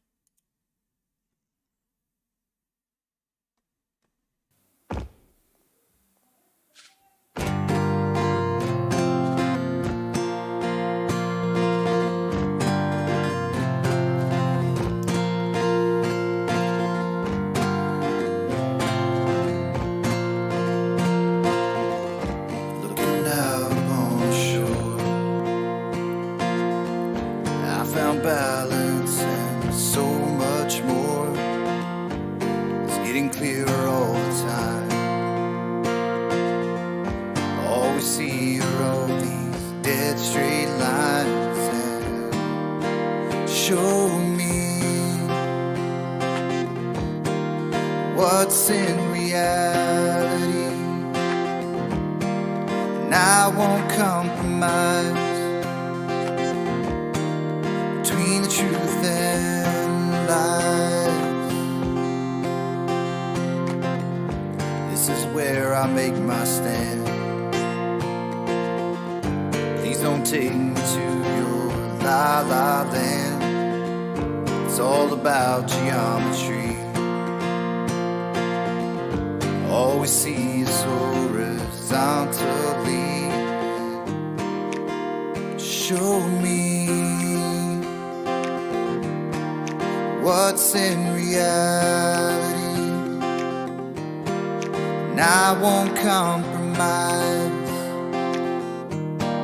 between the truth and lies. Show me what's in reality, and I won't compromise between the truth and lies. Reality is all I see. I don't need your fantasy. I've had enough of sophistry. I'll find my own philosophy. Reality is all I see. I don't need your fantasy. I've had enough of sophistry. I'll find my own philosophy, and you can bend reality into what you think your car deceives. Something's happening to me. Don't remind me of how things used to be. We don't need no sycophants.